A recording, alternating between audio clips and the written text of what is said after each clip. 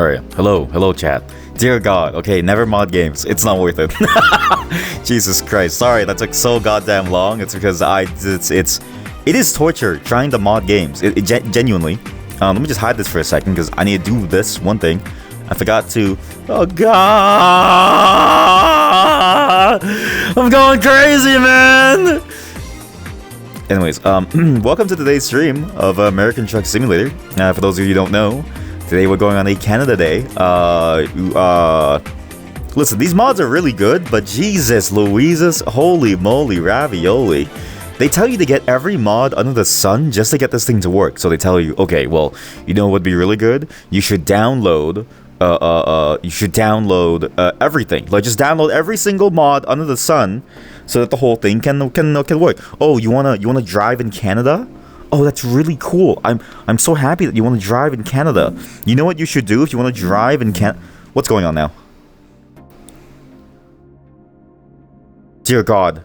Oh no, Chad, it's off center. It's off center. They go, oh yeah, you should totally just go ahead and download a million different mods. And by the way, our mod requires this other mod, but we never told you about it. So fuck you, I guess. Sorry, I'm so mad. I'm so mad. I'm so mad. It was so painful. It was so goddamn painful. And then, you know, again, the worst parts too of it all is that there was no way to know any of this. You just had to figure it out on your own. Hey, you know what? I'll leave this giant controller here, whereby I'll look down at the thing and look at you, chat, okay? Dear God. Anyways, welcome today. Never ever mod. Oh God, is it even live? I don't even know if this thing is updating. Is it updating? Let me check. There's a good chance that this thing is not updating because the frame, it doesn't like it when something is out of view. It really doesn't like it, and we may have to move towards the other solution. You know what? Chat, give me a second. Let's move towards the other solution. I need to go back to my normal account. We'll go over here, library. We'll go to where's live, and I know that you're looking at this. Don't worry. Don't look at that. Don't look at that. Don't look at that. That's okay. Don't look at that. That's for later. Favorites? Where in God's name? Don't look at that. Don't look at that. Don't worry about that. Don't worry about that one. Don't worry about the feet. Don't worry. The feet is just the feet is there for a different reason. All right. Let's just go to my desktop. Can I go to my desktop? Can I please be free from this hell? Oh yes. Here we go. But yeah, sorry about that. Again, it's fascinating when you get into modding games because a lot of these games they'll be like, hey, you know, this mod is over here, and like if you want to drive through Mexico and stuff like that's cool, and then you want to drive through like Canada, that's cool. But by the way, if you want to get to Canada, you have to download this. You have to download the Mexico mod because for some reason you can't have North America without Mexico, which makes sense geographically. But like it's a game, you can just do that, and I don't need to download the mod, but they force you to. So now I was just stuck. At this hellhole. Sure it is. Sorry, chat. I'm just stuck in this hellhole. You don't understand. I was doing this for this was like an hour, trying to set this thing up. Jesus Louises. Oh no, how do I close it? Just leave me alone, Chatterino. Okay, there we go. Okay, does it? Are we about to blend? I think we're about to blend. I need to remove this preview because it lags me. Oh, how are we looking? Can somebody type in chat, please? I'm begging you. Type anything. You can disparage me. You can be mad at me. It doesn't matter to me. Okay, no. You have to type TSKR. Cock. Okay. Okay. The emotes don't. I don't know why the emotes don't work either. So just whatever. Okay. Just imagine the cock emote. All right. How's your day, everyone? Sorry it took so long to get started. Seriously, it just took. This was an adventure. We're gonna play around a bit with the Gran Turismo voice soundtrack because it's a great soundtrack for driving. Because today we're doing something very special. Okay, so I teased it a little bit. We're going to Canada. Now, Canada is a bit of an interesting place because a lot of people don't believe that Canada is real in its own way. Many people believe that Canada is sort of like the the butt of the world, or the butt of or like the top sandwich. But I'm here to tell you that no, Canada is actually a wonderful place that has its own beautiful locale and things to see, and it's a great place. This is also incredibly important because if you don't know, I'm currently $500,000 in debt in America. So the goal is we need to escape America before the police catch up to us and they get me to pay back all the money, right? That's actually the primary reason why we're here. I've got a shift stick, so I should be able to do this. And I tried to, I swear I actually did try to get the sock cam going. But the problem with the sock cam is that it was very, very difficult to get the sock cam going. As you might expect, having a camera, a webcam, pointed at your screen as you're playing a game, a trucking game in VR, is a little bit heavy on my computer. So I didn't want to stress it out any further because I don't know if you can tell, but things are a little shaky in this world right now. Doesn't have a foot thing yet has a foot pick in the background. That feels like too much effort for a bit. No, well, you know, yeah.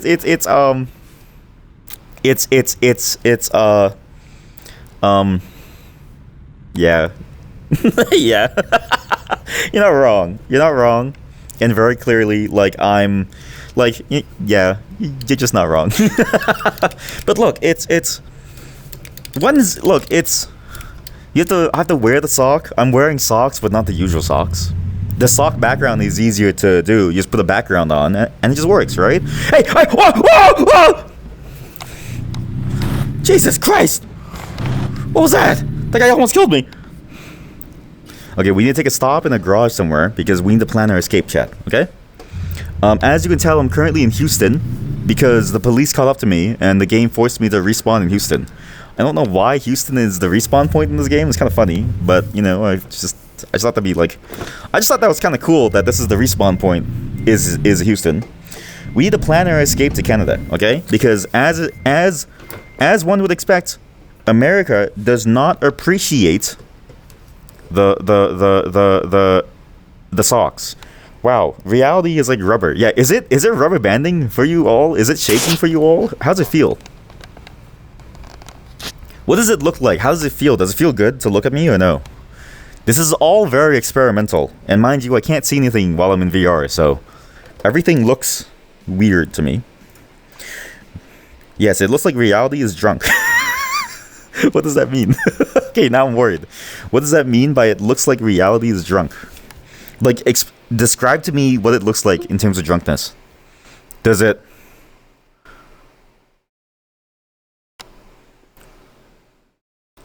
Okay, well now it looks drunk, but like, does it still look drunk, or is it okay? I don't really know what that means. But I'm assuming this is fine on some level, maybe. I'm not really sure actually, but I'm hoping it works. Make sure this is all on. I think that filter is on, yep. There is actually motion stabilization, so this is also another test for certain things. So we're testing out motion stabilization, seeing if it works. How am I going to escape America? So as you can see, the map has been heavily expanded. And actually, I can go all the way to, I think, Alaska. The map does open up all the way to Alaska. But it doesn't, like, because I don't have the mod loaded, because I kept crashing, we don't go there. But we can actually go all the way to Vancouver. And it actually adds, like, a little, whatchamacallit. It lags and stutters, but it doesn't just stutter. When it unstutters, it gets bent or something. Really? Okay, maybe we don't do motion smoothing. How about this? Maybe we don't do motion smoothing. I'm assuming the motion smoothing is what's causing it. So maybe what we do is this. I think it's the motion smoothing. I was kind of worried that maybe the motion smoothing wouldn't work, but this is all a good test. So, fair warning, it's going to feel weird as soon as I do this, okay? It's going to feel very weird. The sound may feel very... Like, everything will feel weird.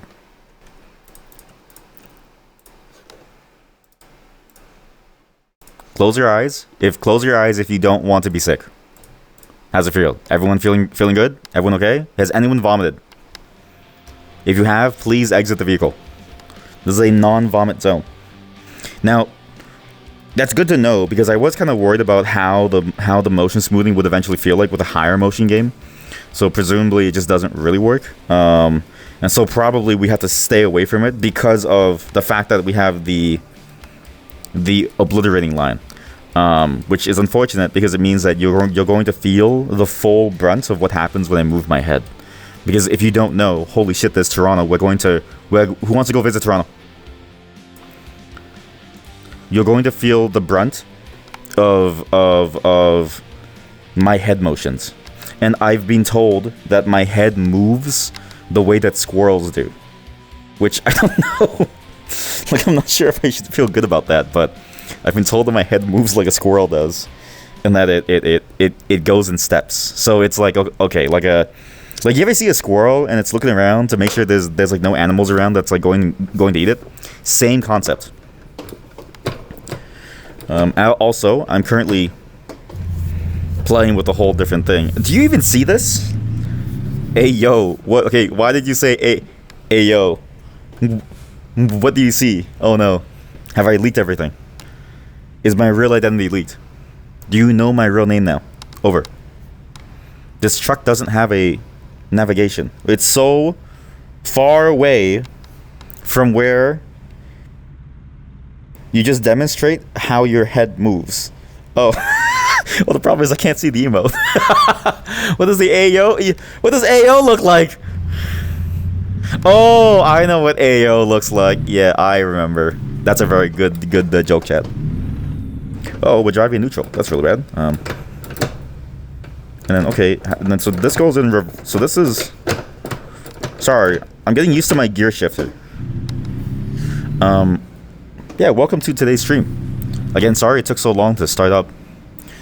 It's surprisingly hard to get Canada to be real, right? And it's funny because today is Canada Day my way, where we're going to explore what it means to be a Canadian, and we're going to explore a bit of like the games coming from Canada, or at least based off of Canada, and we're going to explore what happens when you take a level of creativity from Canada, or you take inspiration from Canada, or you obtain creativity because you're locked in a cabin in Canada, like most people are. And in doing so, I found a bunch of really cool mods. One, there are real advertisements now. So look, if you look at that, that's a real advertisement in America for prime ribs. It's literally called Prime Rib Roadhouse. Two, it's incredibly hard to get Canada at all in many different games and places. Aside from a handful of games, like say Celeste and stuff, that are sort of based around Canada, and even then, I wouldn't really say Celeste is necessarily like it's not really Canada. I would say Celeste is more. It's like fantasy, you know what I mean? Like it's not really Canada. It just happens to be made by a Canadian studio. And Death Road to Canada. There's not that many games that are based in Canada, right? And so when you want to get something that's based in Canada, like an American truck simulator, you have to go download a million mods. But again, all these mods come in one major package because it is impressive in a way because the mod makers have recreated all of North America. So they've recreated the entire CAM area, right? So they've made Canada, America, Mexico, and they've even gone all the way up to Alaska, but that mod kept crashing for me, and I don't know why. So it's a little hard to get to Canada in these games. And I really hope that this shows through because it is kind of nice actually. It's okay. It actually does play smoother. Also, do you feel like my head? Do you feel like it's less drunk now, or do you still see bending? I want you to look at the center of your screen because that's where I'm looking, and tell me if you feel like there's a bendiness to it. Seems okay. Okay, now do you want the bending back? Okay, never mind.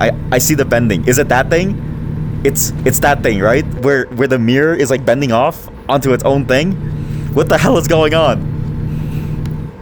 What is going on? It's like I'm going so fast. Oh no, chat. Oh no. Oh no. Oh no. Okay, so this is why it's why we tell people to avoid Canada. It's because you don't know this, but Canada exists on a whole separate plane. Like, you know how in D&D there's like the planeswalkers and stuff, and like the brain eaters, like those octopus guys? Same thing, but Canadian. It's just Canada. No, everything was a bending. You can try to turn it on again. Just make sure it's the stabilizers. Well, I'm pretty sure it's the stabilizer. I'm pretty sure it's the stabilizer. Because the moment I turned it off, it was fine. And now nothing is bending. The only thing that's bending is the front of my car. Why is the front of my car bending?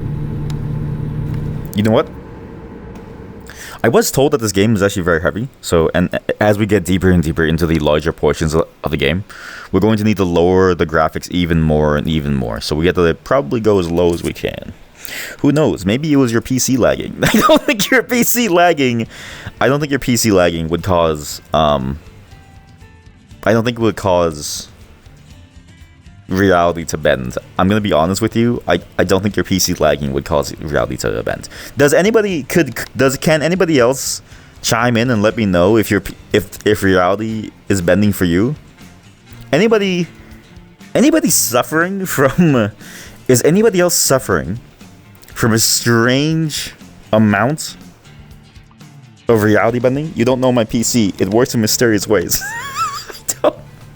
Yeah, but listen, I'm gonna trust that my knowledge in programming is enough to carry me through and tell me that that's impossible on some level. But you know what? Sure. Okay. Yeah. Fine. Okay. You want motionalization? Yeah. You want stabilization? Sure. You want stabilization? Sure. Here you go. Oh, I see what you're doing. You're just doing this so you can see my Twitch stream key, chat. You're just doing this so you can see my stream key. There we go. What is AO? Oh. Yeah, that's exactly what I look like when I... So people have said that I look around like a squirrel doing that exact same thing.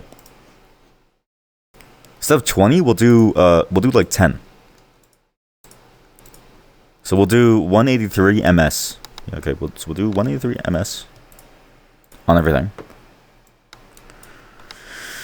But yeah, how is everyone's day, actually? Sorry again for starting so late. This was surprisingly difficult to get started. I hope that all of you are feeling good, and I hope that all of you are feeling well today. Thank you all for showing up for this Canada special, which is currently going downhill really quickly. It's not. This is again. It's. I'm both happy that there is this amount of mods that are available, but I'm also just surprised at how difficult it always is to get these mods to work well. Okay, I feel like there's more warping. I feel like there's a lot more warping. I'm not really sure. Oh, I'm in neutral. Oops. Hey, put it in drive. There we go. You had lessons and 8. Oh, how about you, Herb? What were you up to today? And again, it's a Sunday, which means I think most of you have had plans or are going to have plans. It's Saturday. Okay, my bad. Happy post Valentine's Day. Did you ever end up eating shrimp, chat? So for context, last time we were playing the root trees, this one chat member kept on talking about shrimp, and I was explaining, what is that icon? Is that a hockey stick? That's a hockey stick. Why is there a hockey stick over here? Hey, hi, hey, this is Canadian cultural appropriation. Why is there a hockey stick over here? What? Yo, hey. What's our hockey stick? What's that? Thank you for using the Churnpike. What in God's name is a Churnpike? What? You've been playing modded Minecraft with Murph. Oh yeah, I did see you guys doing your own run for it.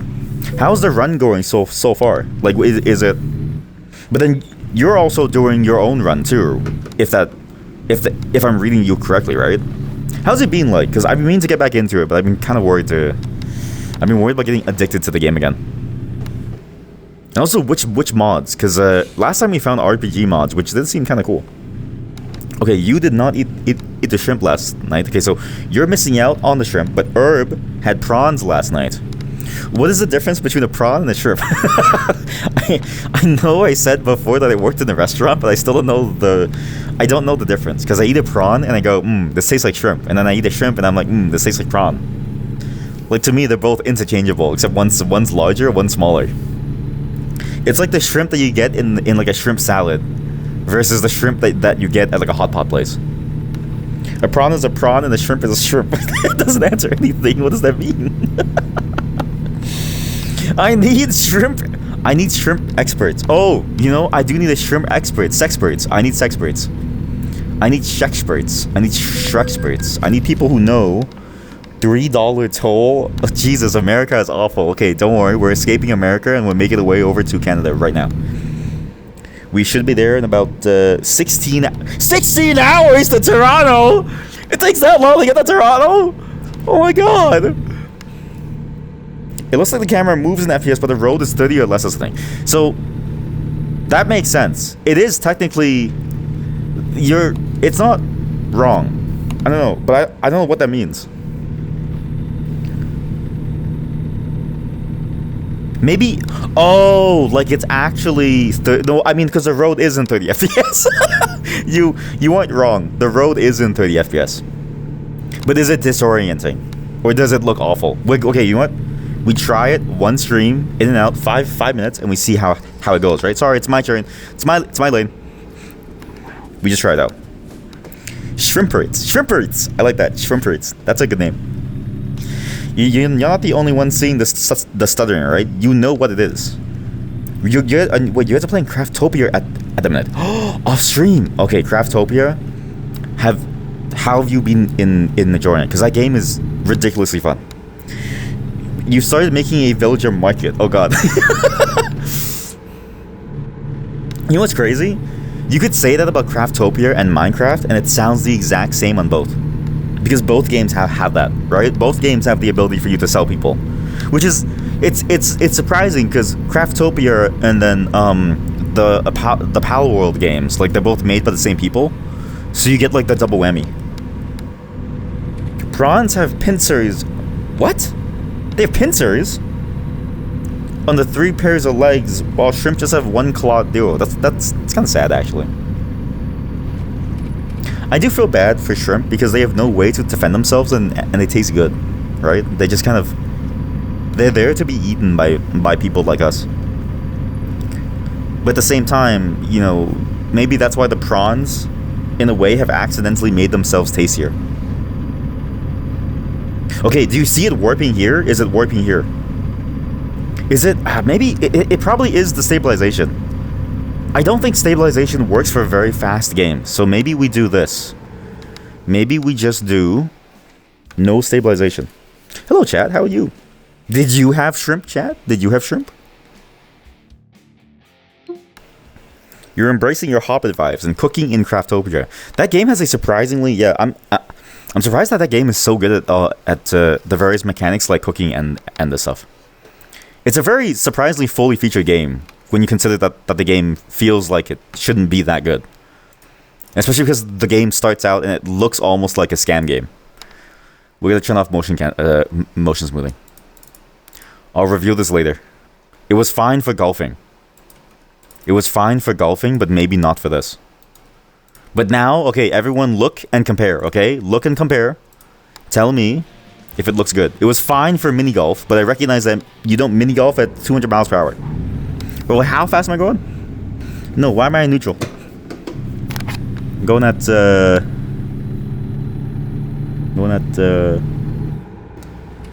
is it miles per hour or kilometers per hour? Which one do we use in Canada? I'm pretty sure do we use kilometers? Is there any Canadian here that can help me? I think do we use miles or kilometers? I forget. I do not know which number we use. I simply look at the number and I compare it to the number and the sign and I go, I'm going slower or faster. Murph is doing modern industrialization.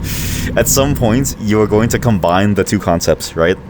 You're going to eventually make like an automated stove that can like... Because like, I've seen the contraptions where in Craftopia, people will make a cow farm and they'll like spawn the cows. And then they use like another person or like a being to like push the cows into other cows to mate them. And then they drop into a pot to immediately cook.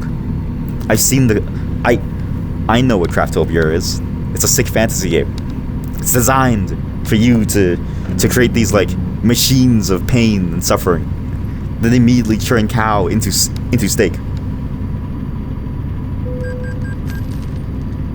Okay, Chad, would you rather have reality bending, or would you rather have me looking around like a squirrel? There's only two options.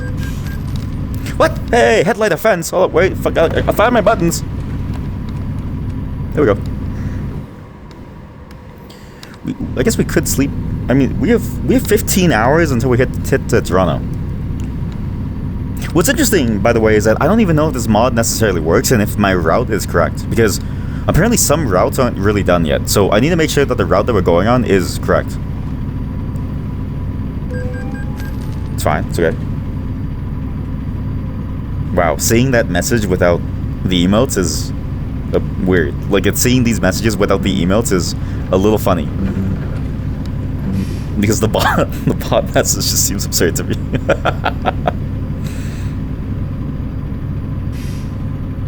Wait, so prawns, they have 2 claws, right? Aren't they just lobsters? Wouldn't they just be small lobsters? Where are we driving? We're driving to Toronto. So if you've ever been to if you've never been to Canada, I want to show you one of the largest cities in Canada. Are we there yet? Like 15 hours, 14 hours or so. I don't really know how. And the problem is that I don't know what the scale is. Like, I don't know if it's 15 hours in real time or if it's 15 hours in some scale time. But if it's 15 hours, it might take a while. Are the maps 1-to-1? As far as I know, not necessarily. Because apparently Arizona is extremely tiny compared to the real thing. And it takes a bunch of mods to make it look good. I need to go fix my car.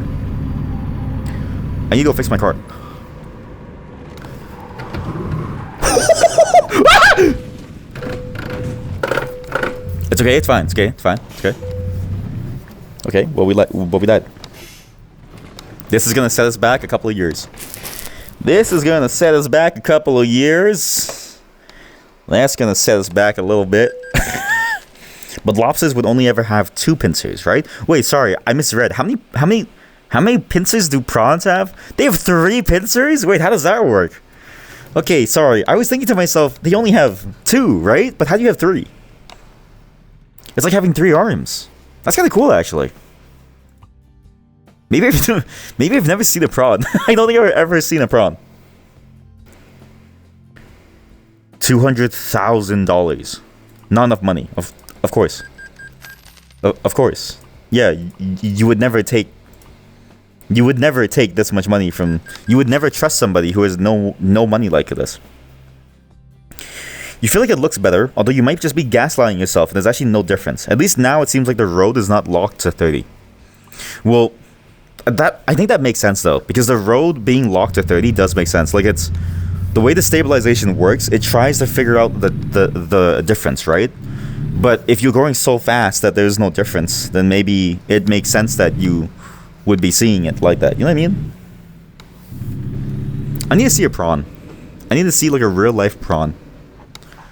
Because they don't seem real. Pretty choppy sometimes. Yeah, it's very choppy. I have recognized that the only thing that I would want to have a 5090 for is to play this game, right? I think to myself, you know, I don't need a new graphics card. The 2080 Ti is still really good. And then I tried to play my favorite trucking game in VR, and the entire thing breaks. And I think to myself, you know what? Maybe it's worth spending $6,000. Wait, it's choppy for me too? Yeah. it's incredibly choppy. So every time we play these games, I try not to vomit. How am I not puking? Through sheer willpower. Actually, it's a cycle of pain and suffering. It's like samsara. Like, you know, the cycle of samsara in the Buddhism. So I'm constantly puking and swallowing it, and thus entering this cycle of life and death and pain and suffering. It's honestly a magical process. It really highlights how good the human body is. I'm impressed and concerned for you. But hey, but you know what? If it happens enough, my voice gets deeper and it sounds cooler. So in a way, I'm just speedrunning ASMR stardom. Is non-VR version not immersive enough? It's not immersive enough, no. The main problem with the non-VR version, okay? Think about this. You have 2 hands on your steering wheel. Oh! You have 2 hands on your steering wheel, okay? And you need to somehow move your camera by looking around, right?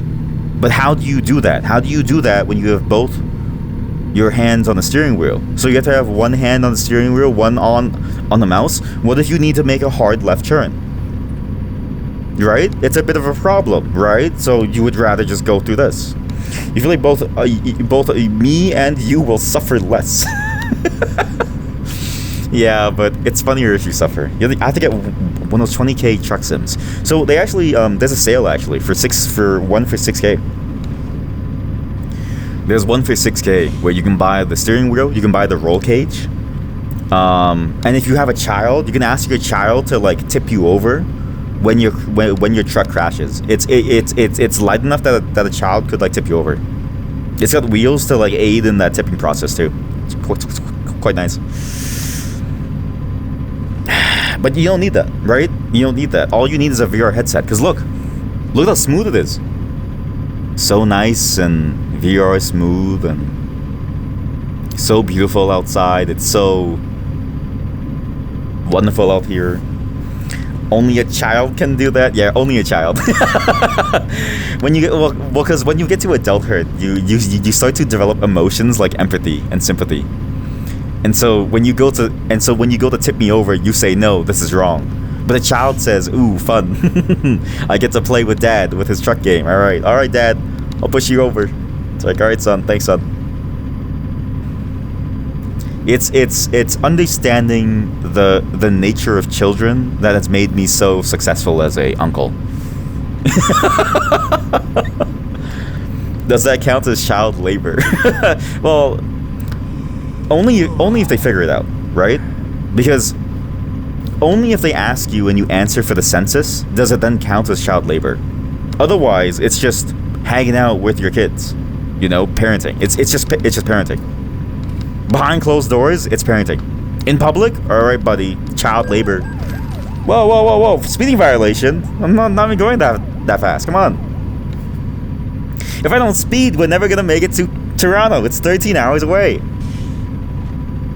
Actually, let me just double check that it is actually properly turned off. Because maybe it's not turned off, and that's why you're seeing lag. To be fair, what you're seeing too is this. This is not an accurate representation of what I'm seeing. Well, it is, but you know what I mean. It's more. What happened? I saw a bunch of text fly up, and I don't know what happened. Come. Sorry, but I'll refund you later. The thing still it still doesn't work. I'm so sorry. Okay, go here. Okay, good. And we gotta go here. Okay, it's off. Okay, so now we're gonna try stabilization again. Now we try stabilization again. So now I make you suffer once again, and we'll see if it works. Okay, chat?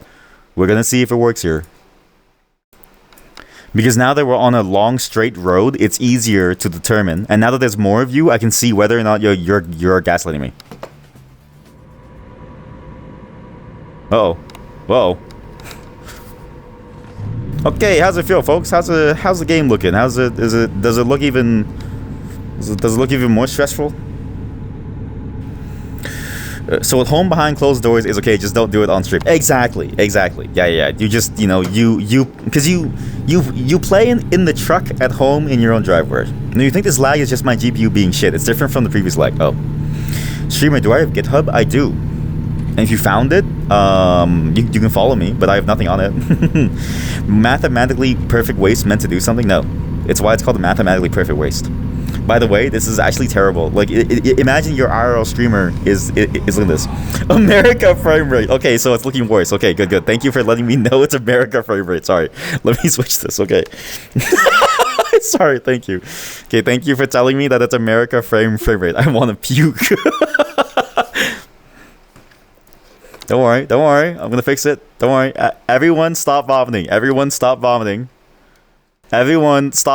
inside the truck. There's only space for one vomit bag. There's only space for one vomit bag. Too late, streamer. I vomited too late. Okay, let me answer some more questions while I try to. How do you turn off the? How do you make you? There we go. Hey, there we go. We'd never do that. What the? What's the GitHub name? I think it's Licorice. Too late. I puked in the cup holder. Vomit. I'm sorry, what? Vomit emoji. Vomit emoji looks like giving Shrek a blowy. I'm trying to zoom into it, but it doesn't really... In your chat, you stick out because you're the only one not highlighted because of VIP. Yeah, it's funny because VIP is meant to be used for like the 1 or 2 people, right? Like someone goes into your store and you say that's a VIP. If everybody's VIP, nobody's VIP. And I realized the folly of making everyone in this chat VIP at some point. What's funny is that I still have VIP slots, so I could just make you VIP. If you read this, you're cringe. Oh. Now we're all cringe.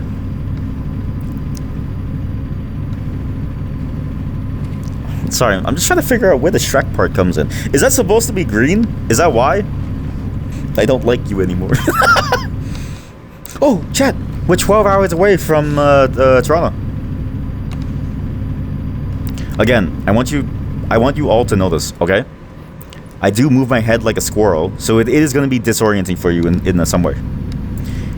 Also, okay, back to the immersion thing, alright? This game is significantly more immersive in VR because you actually feel the space around you. I think in non-VR, you really do miss out on the space feeling.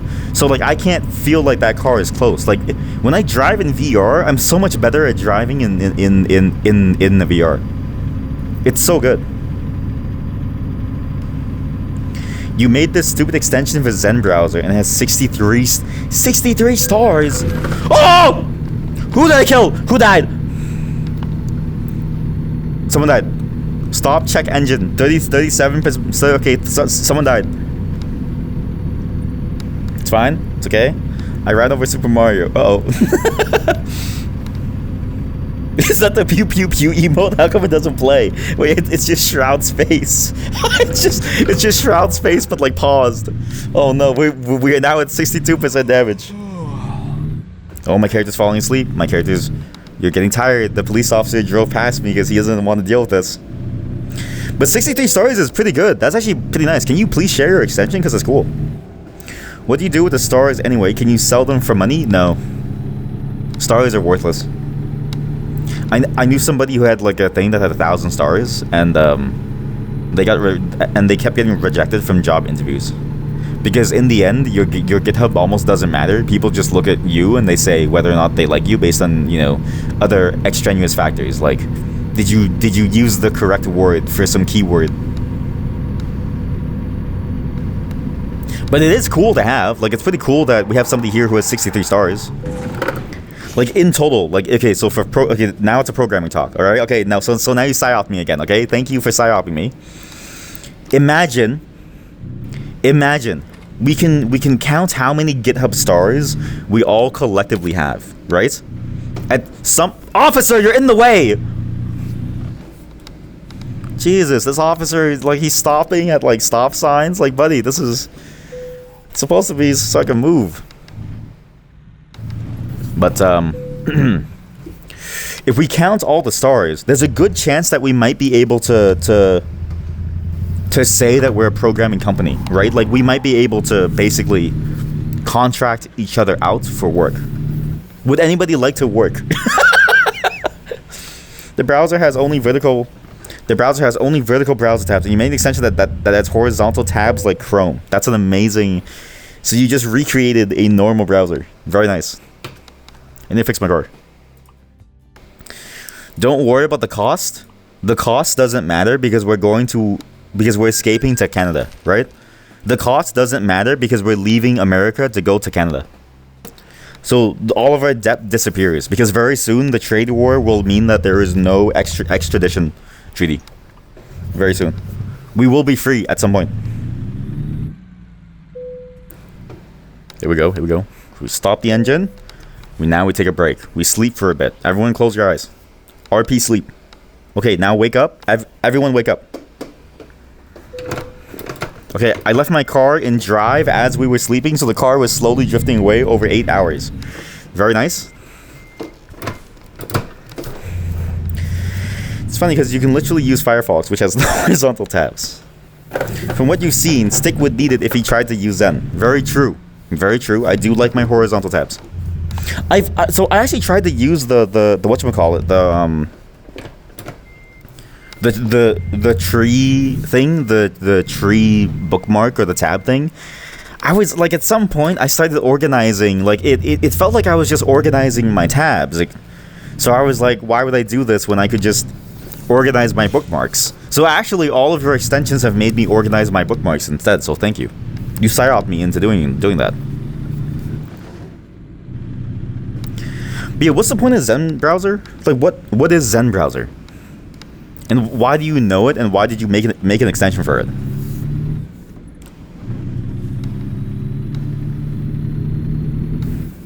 I mean, really, what's the point of a browser when you can go outside and use your eyes, right? And, like, talk to people? You know, what's the point of the internet when you can go outside? Wait, I want Burger King! Come back! Burger King truck, please! We have to catch up. We need Burger King. Everyone focus. We need to take down the Burger King truck. We need to take down the Burger King truck. Sorry, Goodyear, it's my turn. Oh man, the Burger King truck is speeding. They're going at 100 miles per hour. Jesus. Is that how? No wonder Burger King tastes so bad. By the time they get to the store, all the buns are on the floor and the meat's all jumbled up. And like everything's pre-cooked because of the friction, the heat from the friction. Is that Burger King? It's vertical tabs and based on Firefox. That's it. So, okay, but this is now your 5-head plan. Okay, so now your 5-head plan is you go to Firefox and you make an extension whereby you should go to Firefox now and make an extension for vertical tabs. That's how you really play the game. And then you get just as much stars onto that one as well. It also has other nice things like screen slip. What is screen slip? It's also very customizable. People seem pretty hyped about it. What? Has some other features that you might use but you don't, so it's pretty much just that. What does that add? What is that? Little business. I have great plans for a little business. So I got a mod where all the ads are real. So all the ads, all the trucks and stuff, these are real companies that you're going to see, okay, chat? So these are American companies, and then I think when we get into Canada, it'll be replaced with American companies. And if they don't, then this is the bad timeline, right? This is the bad timeline post-trade war, right? So it really depends on the ads that we see once we get into Toronto. If we see American ads, this is the post-trade. This is the bad ending of the trade war. If we see Canadian ads, this is the good ending of the trade war. Oh, split. I see. Yeah. Okay. Go to Firefox. Make a vertical tab extension. Is this stressing anyone out? By the way that I drive with like wanton abandon for safety and things like law. Like, look, let's just go into the hey, let's drive in the incoming lane. Oh, this is exciting actually. I quite like this. This is exciting. This is exciting. This is an exciting venture to drive in the incoming lane. This is quite good. Are you in my lane or are you in that lane? Okay, you're in that lane. Gotcha. I'll be honest, you don't even like Firefox. What? What are you, a sicko? It's good. It's good. It's the only one that follows web standards basically to a T, so it's nice to develop things for. You have all the same trappings like the syncing and stuff, run by an organization that feels less shady than Google. And you can install uBlock Origin, which I can't talk about because I'll get banned off of Twitch. What? It's only 34 miles per hour. Come on, it's not that fast, guys. Come on. Hey, look, we're in St. Louis. Woo! St. Louis, baby. Let's go. This road looks a little fake. I think this is one of the modded roads that was added. It does look a little fake. uBlock Origin is the only reason that you use Firefox. Yeah, see, it's when Chrome took that away, it lost a lot of its use for me. Because I don't care about web GPU, so to me, it like Chrome is dead. I only care about the fact that I can download mods without suffering from like viruses.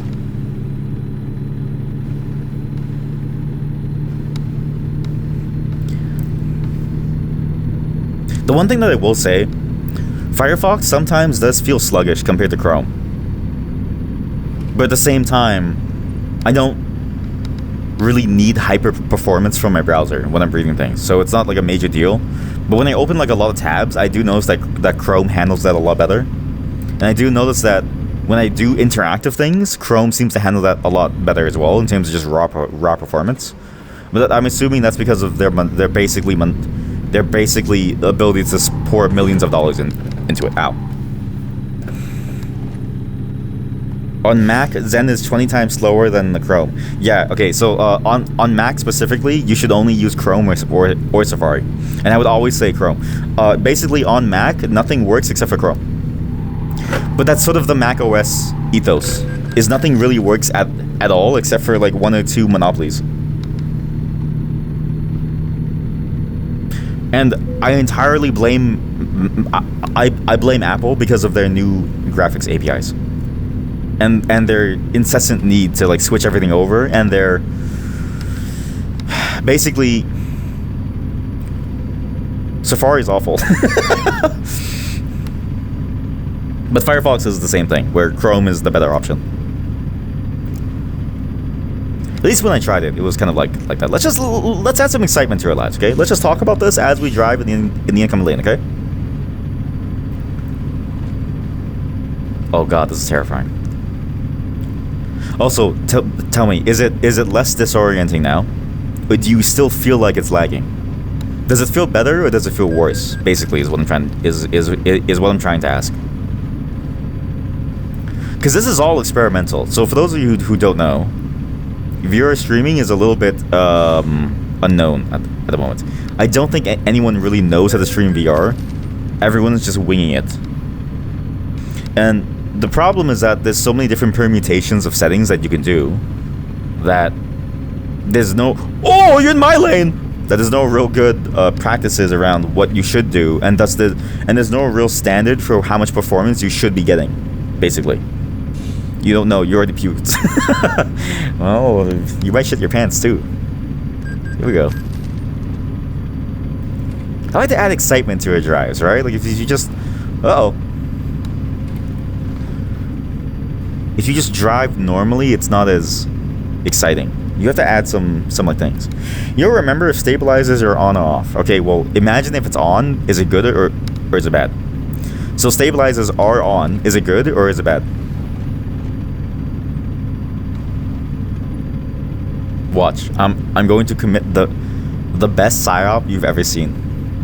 Seems okay, I guess. Alright, see? I lied! I lied to you! Which means you've been gaslighting me, and you've been gaslighting yourself the whole time!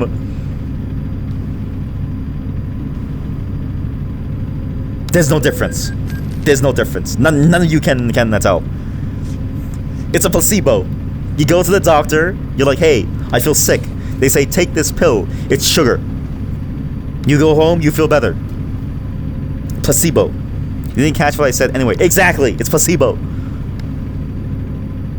Wait, how's the volume actually? Is the volume too high? Is it too low? Because I can't see the volume meters. There's another thing about streaming in VR. It feels very blinding. Like it's very hard to know whether or not things are going well because you can't see anything about your OBS and stuff, which feels a little naked. Like I feel like I'm going blind into battle.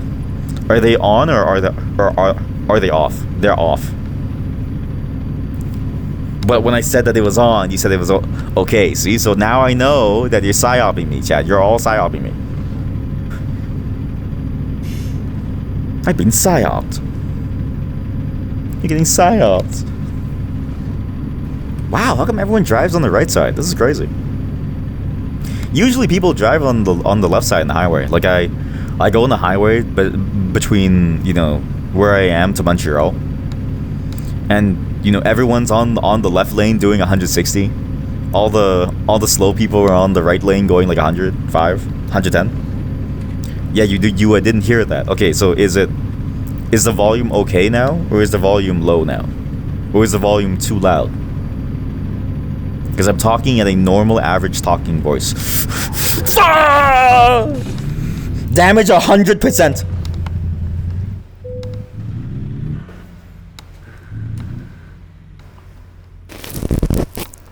That's not good. It's not good. Oh no. Where's it gonna tow me? Where is this? It's not the volume. You just kind of lost concentration. Ah. I can't blame you. When you're vomiting, like, you can't really focus on what's going on.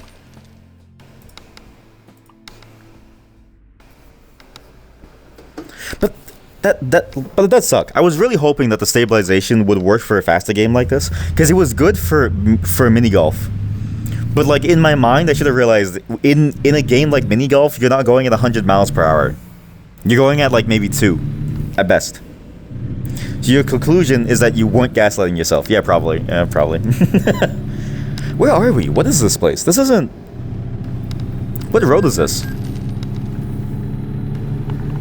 How do I have so much money that they still... I'm leaving America. I'm leaving America, and they're still letting me take out loans. They're still letting me take out loans. Why do the Americans trust me so much that they're letting me take out almost $1 million in loans to go to Toronto and drop everything off, lose my debt, right? In the hopes that Canada ends the extradition treaty, and I'm safe. Okay, we've just entered Canada. I think we just entered Canada because we just entered a seam. That was a little bit of a weird seam. This is not Canada. Is this Canada? No, this is not Canada. There was a military surplus store. Those only exist within America. In Canada, we have a different kind. A very different kind. Asian food. Very nice. Garage.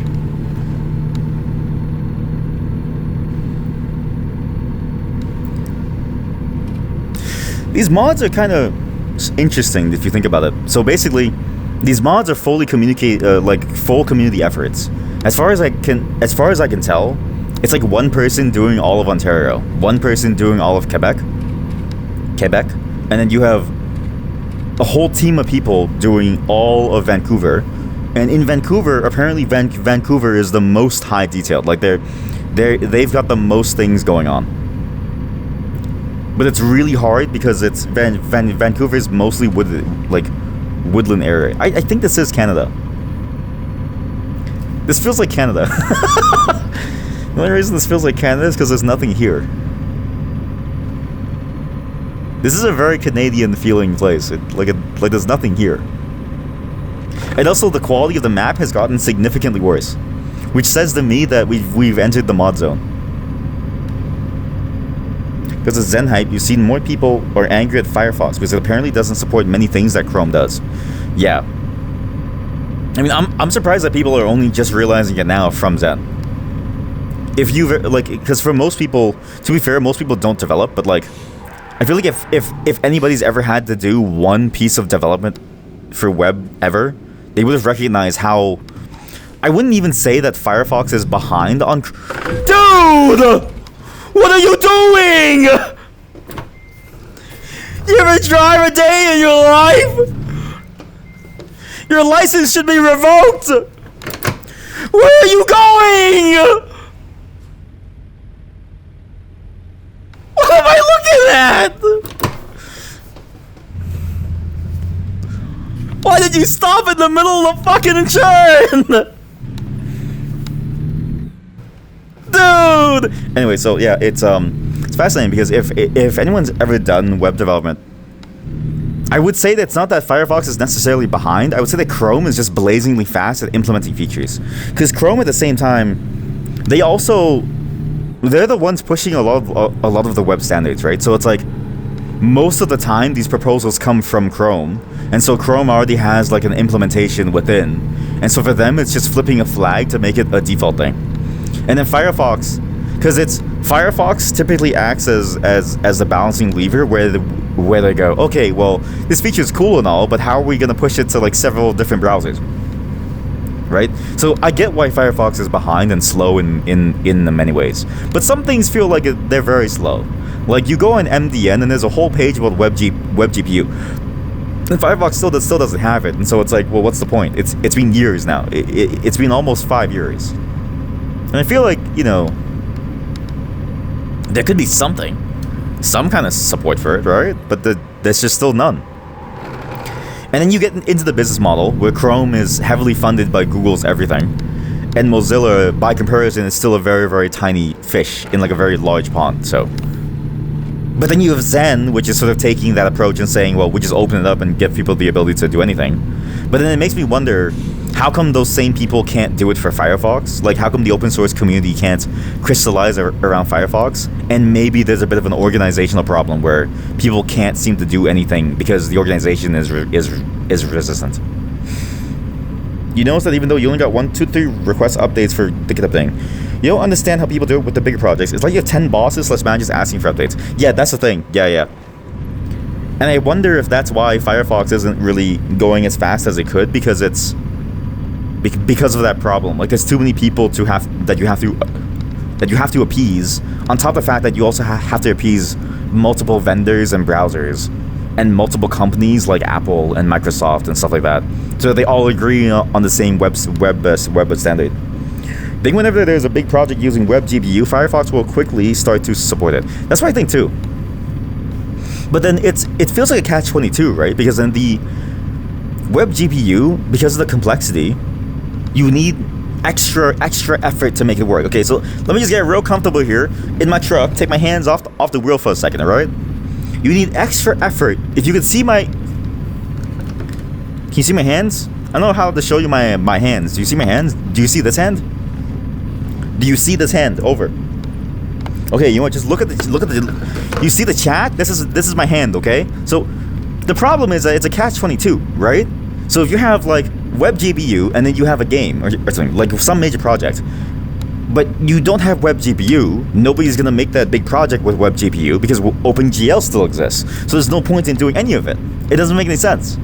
And so then all of a sudden, it's like, I don't think it'll ever be a done if that's the contingency. So I'm hoping that the contingency is something else, more about the money and the effort. Because as far as I can tell, it is like a complicated thing to do, and they don't have like an infinite number of people to work on it, right? But then it sort of makes me wonder, again, like, as you say, if the Zen project is getting so many cool new features, how are they doing it with no corporate backing? Is it because they're all unemployed? I don't know. I've often said the secret sauce to open source is that every single you have to have developers that are extremely talented and good at what they do, but also be completely unemployed chronically, but they get enough in donations that they can kind of deal with it. Your guess is that they're all furries. Okay, so we have two different answers here. The first answer is my guess one chatter believes that they're all furries. Another chatter has a long paragraph. You think Zen people did push some things upstream. Your guess from what you've heard, it's just probably making browsers is hard. Firefox is pretty old, which makes it harder without as much money as Google has. Well, so that's the thing, right? It's like, wouldn't the difficulty be the same if it's a fork of Firefox? Or is Zen not a fork of Firefox, and what all of you meant by it's the same as Firefox is that it's more so aimed at the same mission and the same type of feature set? Like it's a whole new from the ground up browser versus necessarily a fork of Firefox. Because then that would make sense. Because old code bases are hard to work with, and then old code base is also like the larger your code base and the more used it is, the higher the more stringent you have to be on quality. Otherwise, things go like bad, right? On top of the fact that like you have different stakeholders in it too. Like you have the Mozilla Corporation, which is the money making side. You have the Open Foundation, which is like the like we want to push the web forward side. Like there's a lot to do. Hey, sorry for going into your lane. Sorry about that.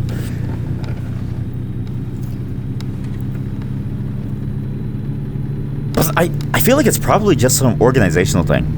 Because, okay, so you know how like WebGPU has WGSL? I was doing some more research, and I posted a mailing list thing, or like a meeting notes thing, where they hinted at the fact that the reason why the language was made, the new shaded language.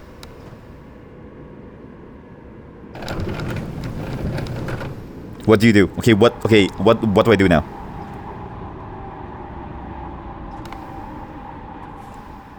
I've never been in this situation. Do I just help? Hey, you got fuel? Hey, you have extra fuel? You want to pop open my back and pour it in? You want to help a fellow Canadian? No? Alright, we have a problem. We're gonna tow ourselves. Tow me. Emergency refueling. Oh my god, yes. I've never heard this music.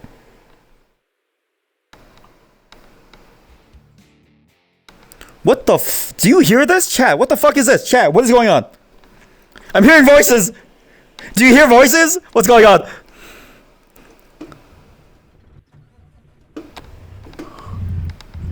Okay, what's going on? Why is there voices? Okay, what's... You don't hear voices? Oh my god, it's my browser. Sorry, it's my keyboard shortcut. The start of... I have a keyboard, like, key combo to play a video, and the video was loaded, so it started playing a YouTube video. And I started hearing a voice about somebody talking about incompatible mods. But he had, like, an American accent, so I was like, oh my god, it sounds just like the game. I thought it was like an in-game radio. It's a Firefox fork, but you guess the things they work on are easier than GPU and stuff. Yeah, you know what? Maybe that's it. Yeah, because GPU, I mean, graphic stuff in general is really hard. And adding features on top of the base is probably very easy, because if you could make an extension to change the style of the tab list, for instance, right? Then you could just do that with, like, then it should be easy anyways to do as, like, a core thing, too. And presumably, the Firefox theme is probably focused on those high-ticket items. It just takes a long time. Kalamazoo! What is Kalamazoo? What the hell is Kalamazoo? I've never seen a Kalamazoo in my life. You guys want to go? Skidamarinky-doo, Kalamazoo. Skidamarinky-dinky-doo, skidamarinky-doo, Kalamazoo. Skidamarinky-dinky-doo, skidamarinky-doo, Kalamazoo. What the hell is Kalamazoo? What is Kalamazoo? Skidamarinky-dinky-doo, skidamarinky-doo, Kalamazoo.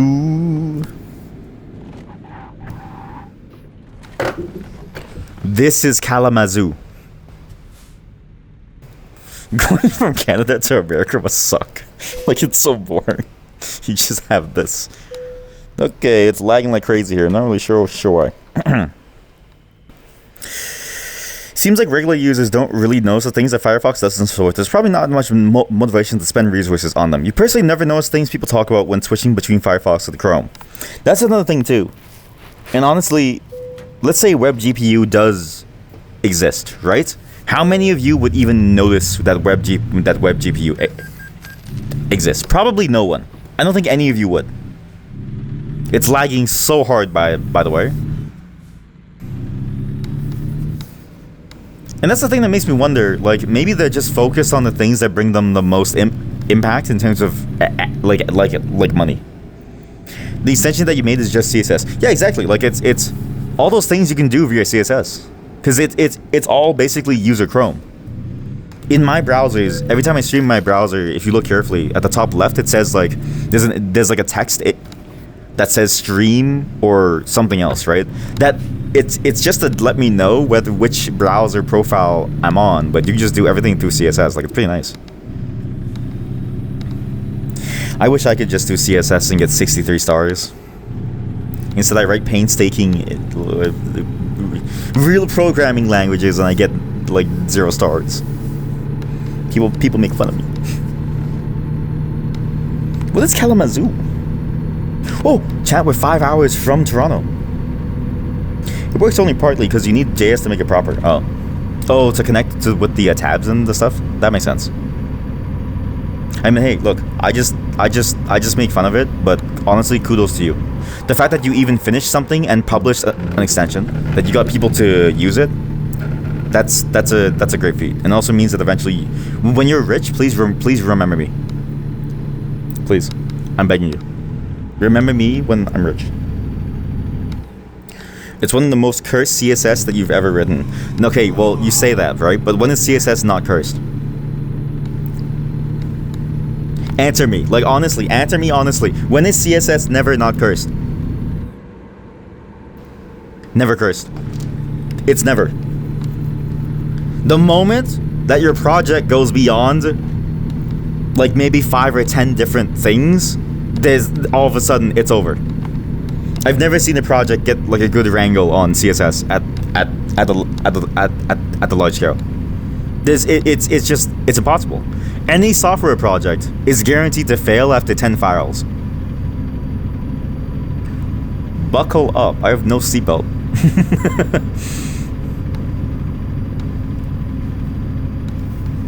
I would argue, yeah, I would just argue in general, it's just very hard to do anything at the large scale and make it, like, not cursed.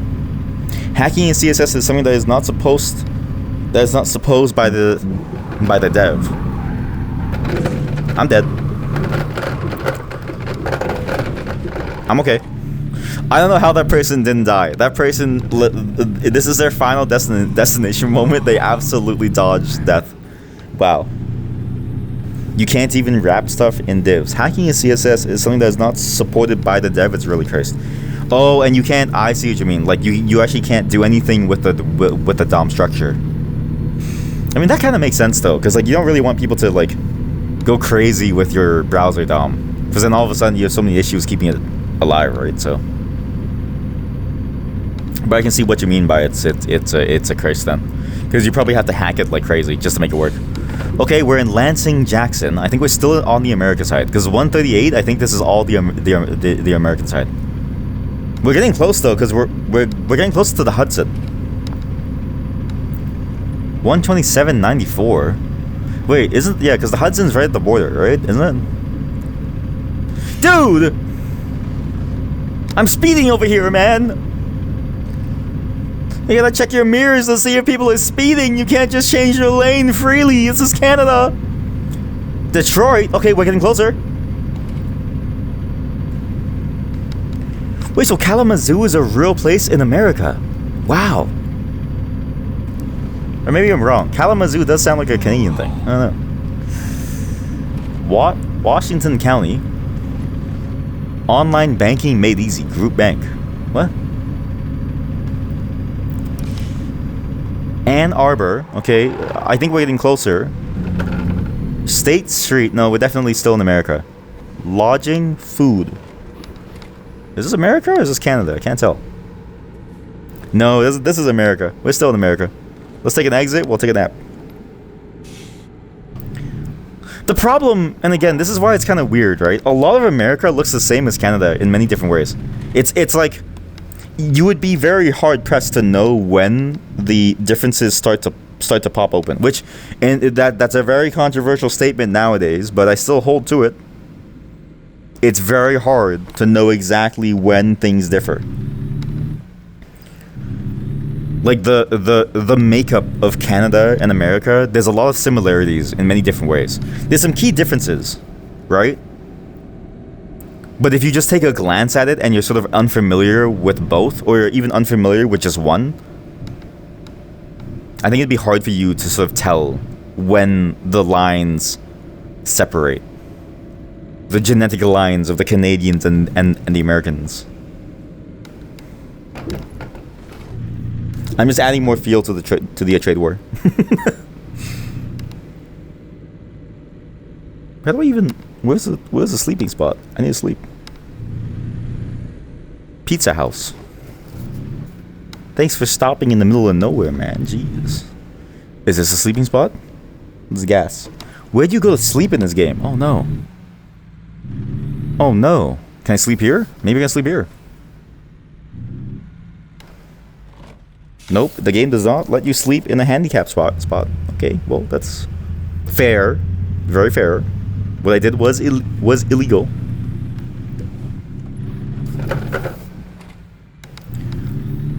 You know what we should do, chat? We should make our own browser. We should do like how Emacs has its own built-in browser. Like I think sometimes I want to switch from Vim to Emacs. And then I look at how Emacs has its own browser built into it, or like its own extension. And I think to myself, that'd be kind of cool to like do.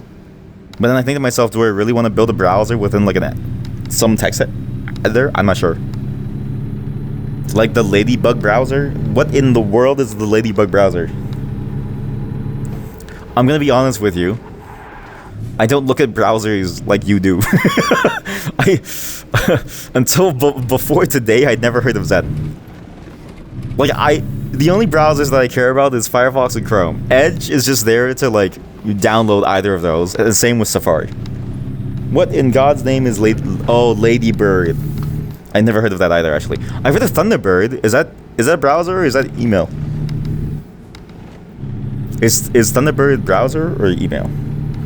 Doesn't follow the browser game. The browser game.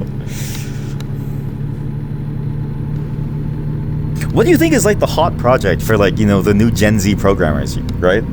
I feel like every generation has their new hot project. Do you know what my generation was? My generation's hot project was making your own operating system. I'm not kidding you. That felt like every other blog post was, I didn't know what an operating system was, so I made my own. The one after me was, and then the one gen after, they were really focused on making Web3 stuff, which has kind of, it's pretty bad. You heard about Ladybird, but don't remember what it was. As is expected. Oh, there are beds. Is that a bed or is that a sign? We're in Detroit. This is America. But we're close. We're close. I know we're close because when we went to go so when my wife went to go pick up Missy, she came from New York, which I think Detroit is in. I'm not really sure. And she said she drove to the border to pick her up and then drove back. Which I now that I think about it, might have been illegal in some way. Oh no. Oh no. Oh no. Uh-oh. Oh no. Okay, sorry for the white flash. That was my headset going out of view. Differential locking. Uh-oh. Okay, forget differential locking. Oh god, my character's falling asleep.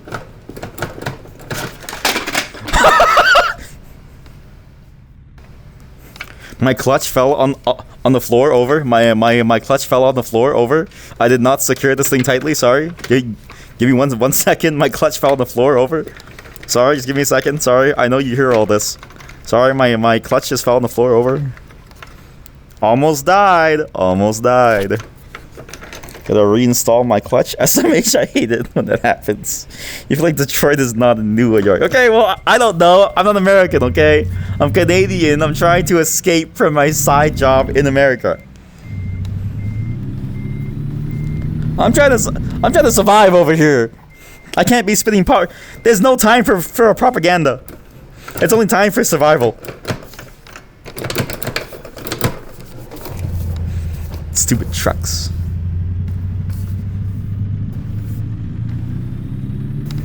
I hate when I lose control of my clutch and it falls on the floor. I hate when I lose control of my shifter and it falls on the floor. It's in Michigan. What? Oh, you're right. The Detroit, Michigan. Yeah. I heard that in a song once. I heard the exact line, Detroit, Michigan. I'm actually pretty sure it might have been from a Sufjan Stevens song, actually.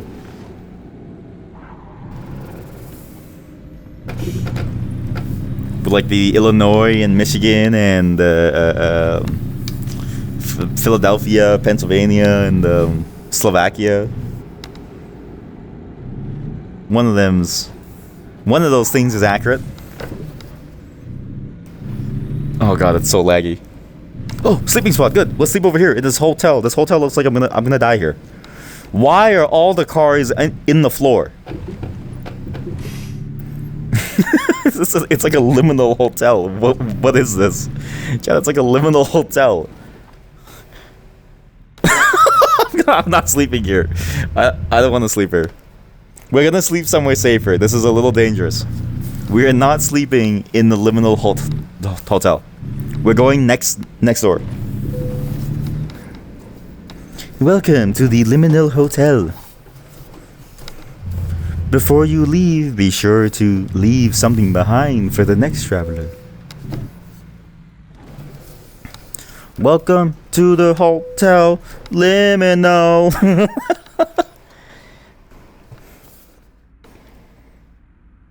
Oh my god, finally. We can drive. Okay, do this. We gotta go clutch. There we go.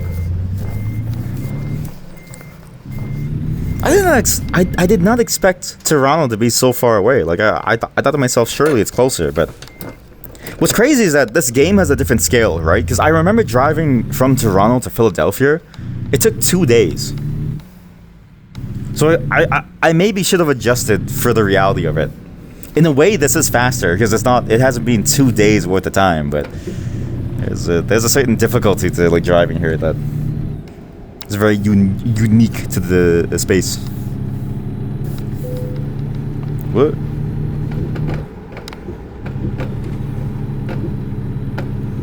Okay, let's go over here. I need to take a right turn. What in God's name is this road layout? What? I'm sorry, what? What is this road layout? Why don't I just go over here? I'll just take a shortcut. Oh, there's another highway on top. Oh. There's another highway on top. Oh.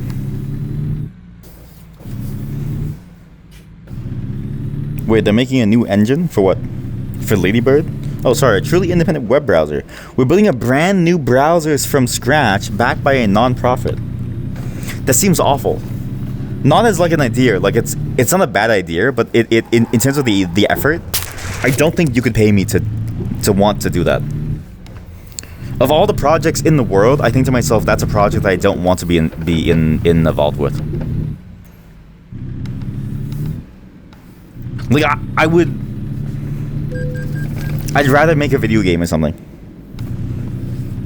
A browser to me has never seemed like it'd be fun. Especially because of... Again, it's just because of the fact that there's so many specifications that you need to like think of. I think this is a modded map. I think they just modded Detroit in. And they took, like, cyberpunk assets. What is this place? This place looks awful. What is it? Is this what Detroit looks like? This is not Detroit, right? This is... Why would you want to live in Michigan?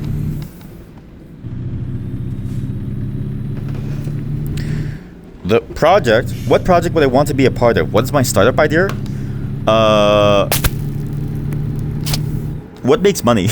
I'm just kidding. No, it's if I had to make something for like my passion to be happy about it, I would just make a video game. I don't think I would work on something technical. Not to say that technical stuff isn't cool and doesn't interest me, but a lot of it is really boring stuff to do. Furry porn. Okay, think about this though. Okay, think about this. I would probably want to like make VR chat even more immersive. Like, what happened? What the f? Your truck and trailer. What?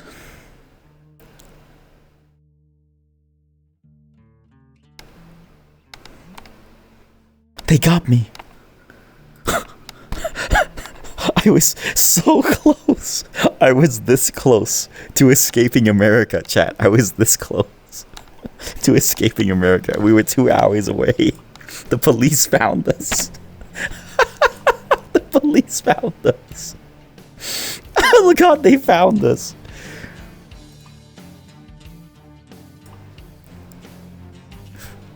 Oh, oops! I haven't been checking my emails very often. Your account is overdraft. Yeah, a little overdrawn. Yeah.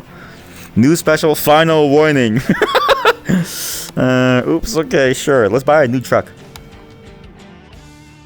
Surely I can buy a new truck, right? Surely. Let's get a used truck. Let's just buy a used truck. I don't even care what it is. Just let me buy it.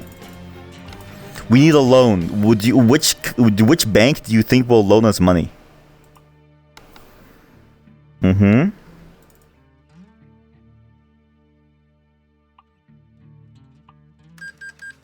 All right, that did not make a dent in my money. What do we do? What happens now? What happens now? What happens now? I did not know this game would take money back from you. I thought they wouldn't take money from you. I'm going to steal one of these trucks, and we're just going to take it on a road trip, okay? What we need to do, we need to get from here to Toronto, which should be over here. Well, this is Quebec.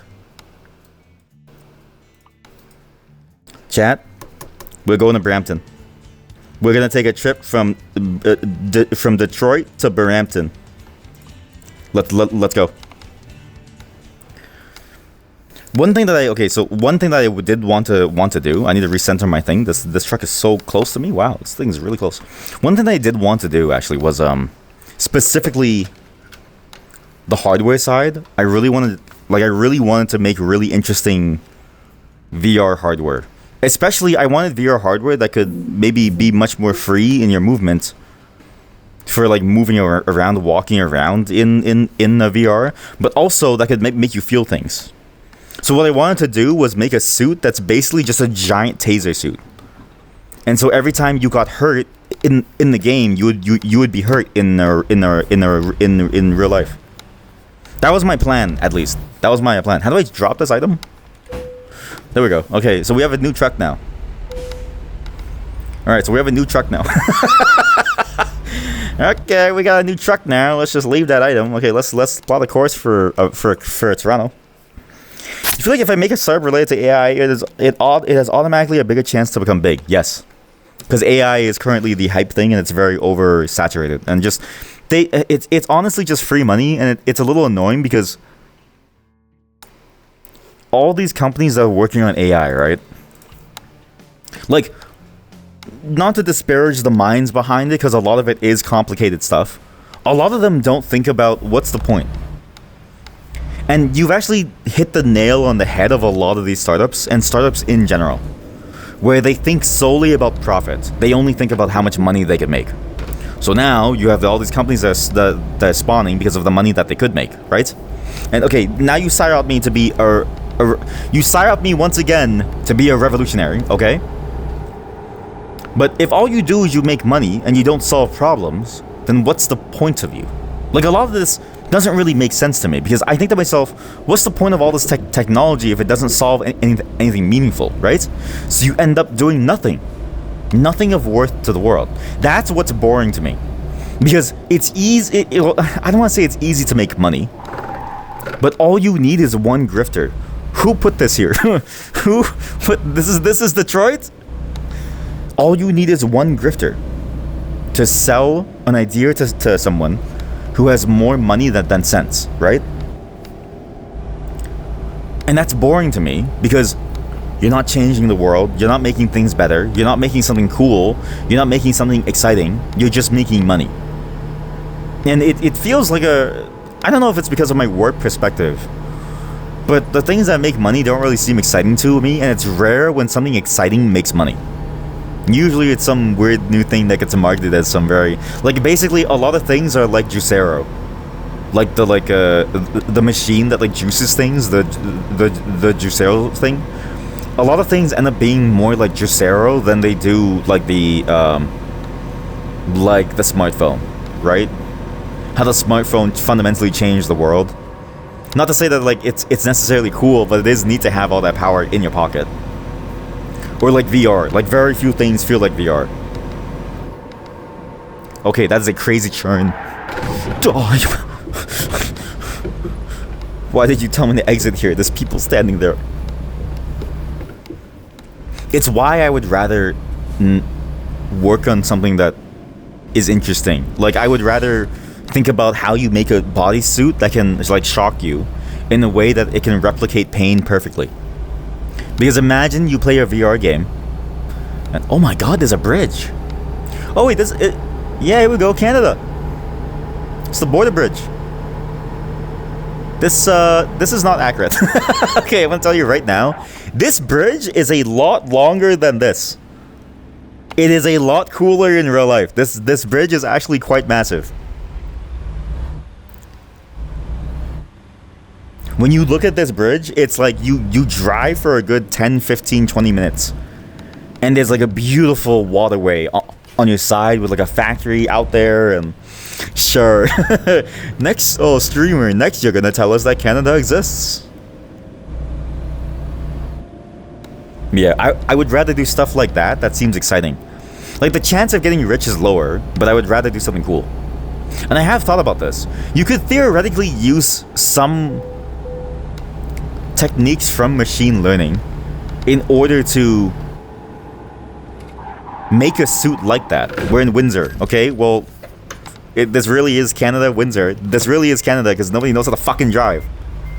There's already a car accident. Nobody knows how to fucking drive in Windsor.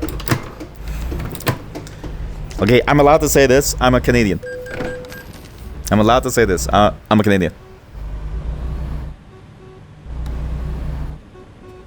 Like, I would, you know what I mean? Like, you could probably do, like, automatic mapping. Like, just have the bodysuit zap you all across the place and you tell it where it hurts. And then it'll map out all of your nerves so it feels painful and, like, fun, right? That'd be cool. Welcome to Canada. Okay, so we've lost my truck because the Americans repossessed it. We couldn't cross the border in time to save my truck.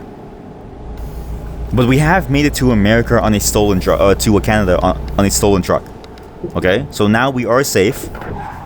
Yes, we do have some European things like a roundabout, right? In some places, not all places, but roundabouts are fairly common. In America, I don't think I've ever seen a single roundabout.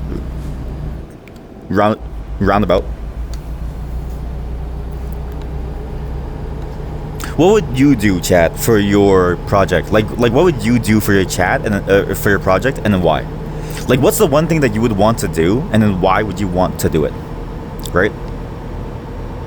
Because not that I don't care about money, but I like to have fun with the process. I don't really want to... Like, if I can make money and have fun, I'd rather that than just make money. But I do need to make money. You know what I mean?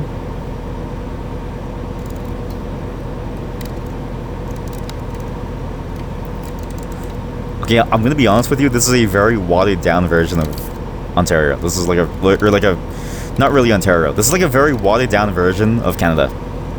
Chatham, Kent. I see that sign sometimes. I never go because it's in the middle of nowhere, but I see that sign sometimes. Actually, you know what? This is a fairly accurate Canada. When you get to this point in Canada, there's no anything. Like, a lot of roads don't have any lights because it's in the middle of nowhere. And when you drive, it's just trees and nature and farmland. Like, the only thing that's really missing is the farms on the sides. That's the only thing that's really missing here. You usually would have more farms. There'd be a couple cows in the summer. Sometimes horses. Toonie Tuesday! Toonie Tuesday! We have to go! Okay, I have to show you this. I have to show you something. I need to show you something that is truly Canadian. It's actually Canadian cultural appropriation. I'm gonna show you what Canadian cultural appropriation looks like. So, quiz, pop quiz. Where is KFC? Who made KFC? Is it the Americans or the Canadians? You have to head to bed? No worries. Good night and sleep tight. And thank you for showing up. You've just seen Canada. Who made KFC, chat? Tell me. If you answered anything but America, you're wrong. Now tell me, what is a toonie? This is a very Canadian thing. What is a toonie? Most of you sick son of a... What is a toonie, chat? Most of you will have never seen a toonie or heard of a toonie in your entire life. A toonie is the $2 equivalent of the loonie, which is the $1 equivalent of Canadian money. I don't know why we call it the loonie and the toonie. On the loonie, you have a little, like, duck. On the toonie, it's like two coins inside one. KFC made this deal way back in, like, the 90s or something called the Toonie Tuesday. It was a special where you could pay $2, get 2 pieces of chicken, 1 small side of fries for $2. It's no longer $2, it's like $3 now. Because y'all are loony. I don't appreciate this kind of talk against against Canadians. This is how you know that we're in Canada, and I'm very glad that the ads work, okay? But Tuning Tuesday is a very important. It used to be a very popular thing, but then they increased the price to like $259 and $260 or $270, and then it started to become a little bit much, and no one really wants to buy it anymore for obvious reasons. Anyways, you want to... Oh yeah, the Vector and the Raspberry, yeah, and the Shader app. They of course apps like this, but since you're a designer, you feel like you would know. Yeah. Wait, how come you don't work with a programmer? Why don't you just find a programmer in this chat and you two work together on it, and you get them to do the hard parts, right? So you get them to program stuff, and then you do the designing slash like product stuff, and you say, okay, make me something that can do this. And then the programmer will go, I don't know why we're doing this. And then you tell them it's because you're a programmer, not a designer. Now stop talking. Oh my god, it's Wonderland. Okay, this is another Canadian classic. Oh yes, we're here. We're in Canada. Canada! So Wonderland, if you don't know, it's actually one of our largest, if not the largest theme park that we have, I think. Basically it's in Ontario. So it's weird that they call it Canada's Wonderland. I think it's but Ontario is kind of easy to like drive to, so I'm not really sure. But anyways, it's a massive theme park that you go to, and they have a bunch of rides. They have like the Behemoth, they have the Lazy River, they have the boats. I forget the rest of it because I haven't been in like a couple of years, but the Behemoth was the last one that they opened around my time, and I know that they have a new one now. And it's basically just your average theme park, but it's Canada's. And we call it Wonderland. You can buy a season pass, actually. You can buy a season pass, and you can take a bus from Toronto out to Wonderland. Takes 1 hour, or like an hour and a half. Because you also want to program, but to do that, you first have to learn WebGPU. Why don't you just stick with WebGL? Why don't you just stick with WebGL and make it use WebGPU afterwards, right?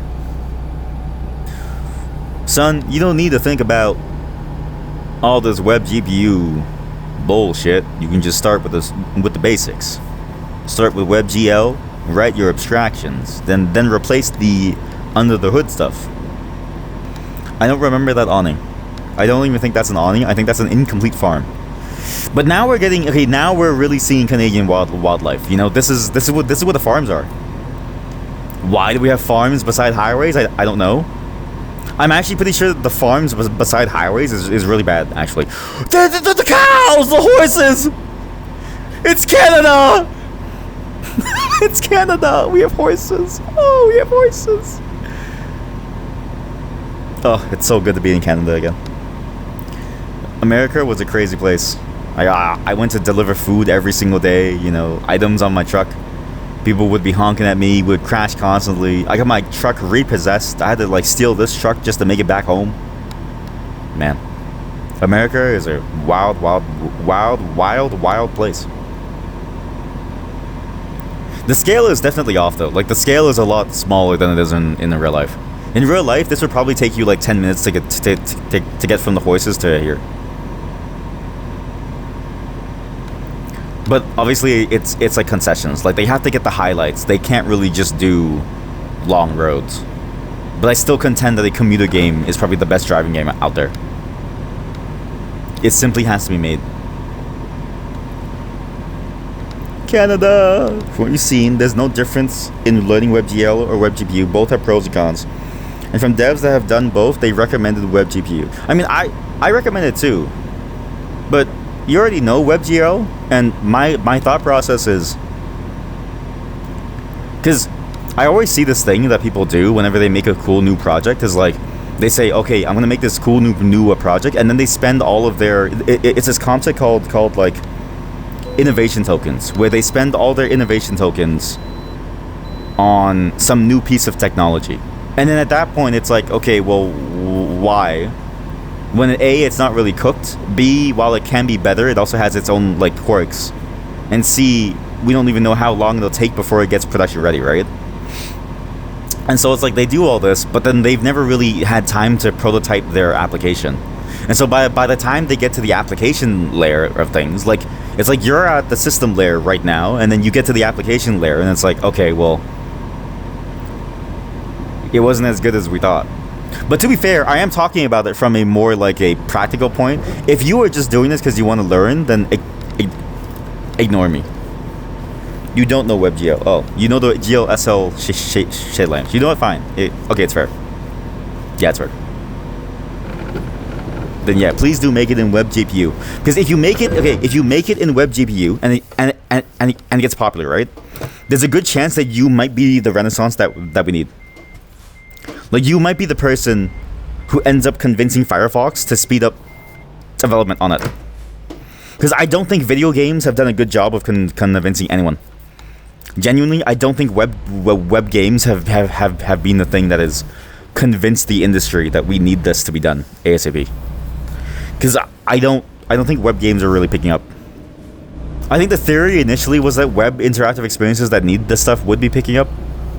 And games are probably the easiest thing to market to consumers because everything else is a bit more bespoke. Like, sure you can write a compute shader, right? But like, not everyone's gonna run their own AI model. They're just gonna use OpenAI. So, you know, it's kind of hard to sell. But then the games didn't really pick up, and then, you know, now we're here. Hey, Brantford! Cambridge, King George Road. We used to have kings. As you might recall, Canada was a British colony. Many, or like not really a colony. Like many years ago. The power lines are incredibly accurate, and actually what's so funny about these power lines, they don't show it, but over here there's actually a school somewhere over there. So what you would have to do, I'm not kidding you, the bus would drop you off like down there, and you'd have to walk in between the power lines to get to school. I'm not even kidding you, like it's a real thing. It's a very weird location because it's like the fastest way to get to school is to cut through the power lines, but in doing so you risk death. You could also just use some high-level wrapper, but I feel like learning WebGPU is part of the journey. I agree, yeah. If you're taking it as a learning experience, I 100% agree. Because, sure oh, it's Hamilton! You guys want to make a stop at Hamilton? Let's go! No. Let's go! Let's go! Like, if you're doing it to learn, I think it's more fun, and also I think you start to understand more of the abstraction too, because the abstraction can't abstract away the core mechanics, right? So if you know the underlying thing, then you know the abstraction too, which feels better. Before Google deprecates WebGPU or something clueless, I don't think they would. I highly doubt that they would. It's been years, but I don't think that they ever would, because it'd be such a huge loss of time and effort. I think WebGPU is probably going to be the final one. And again, like, even back to the point of like why Firefox hasn't fully made it yet, I think that's why they're waiting for so long. There's probably even more internal meetings where they're going back and forth with Google about, hey, how do we want this to be like? Like, they're probably still finishing and finalizing the details of the thing. This is a very small Hamilton. This is a very tiny Hamilton.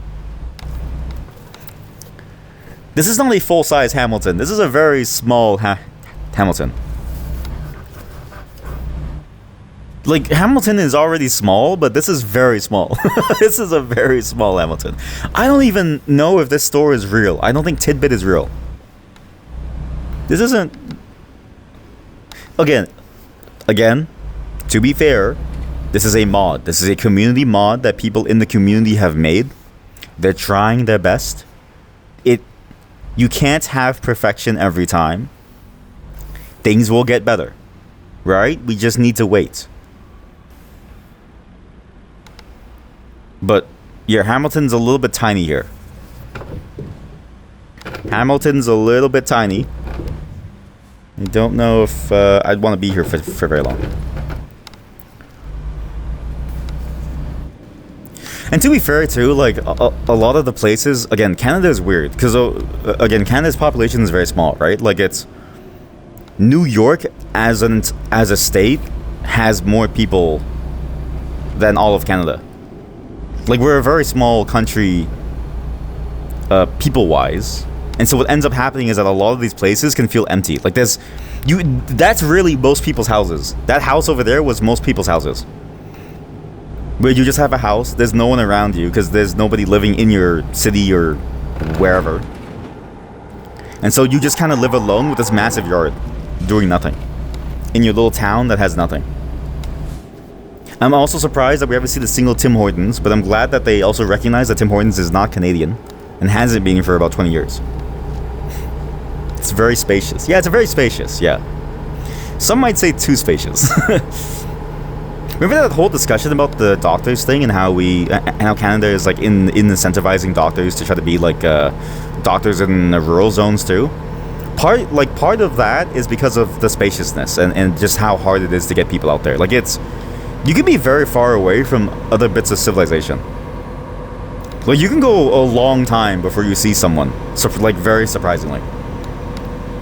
In a way, it's a bit like trying to drive from east to west coast in America. But oh, we're in Toronto. This is not the highway in. This is not at all the highway in. This is not the highway in. Hey, look. So see that giant tower? That's a CN tower. The CN stands for Canadian. This is we're downtown actually. We're exactly downtown. So it looks a little different. It looks a lot different actually. It's not the same.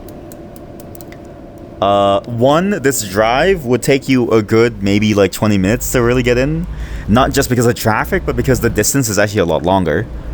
2, the walls are a lot higher. Like these walls are not this low. They're way higher up.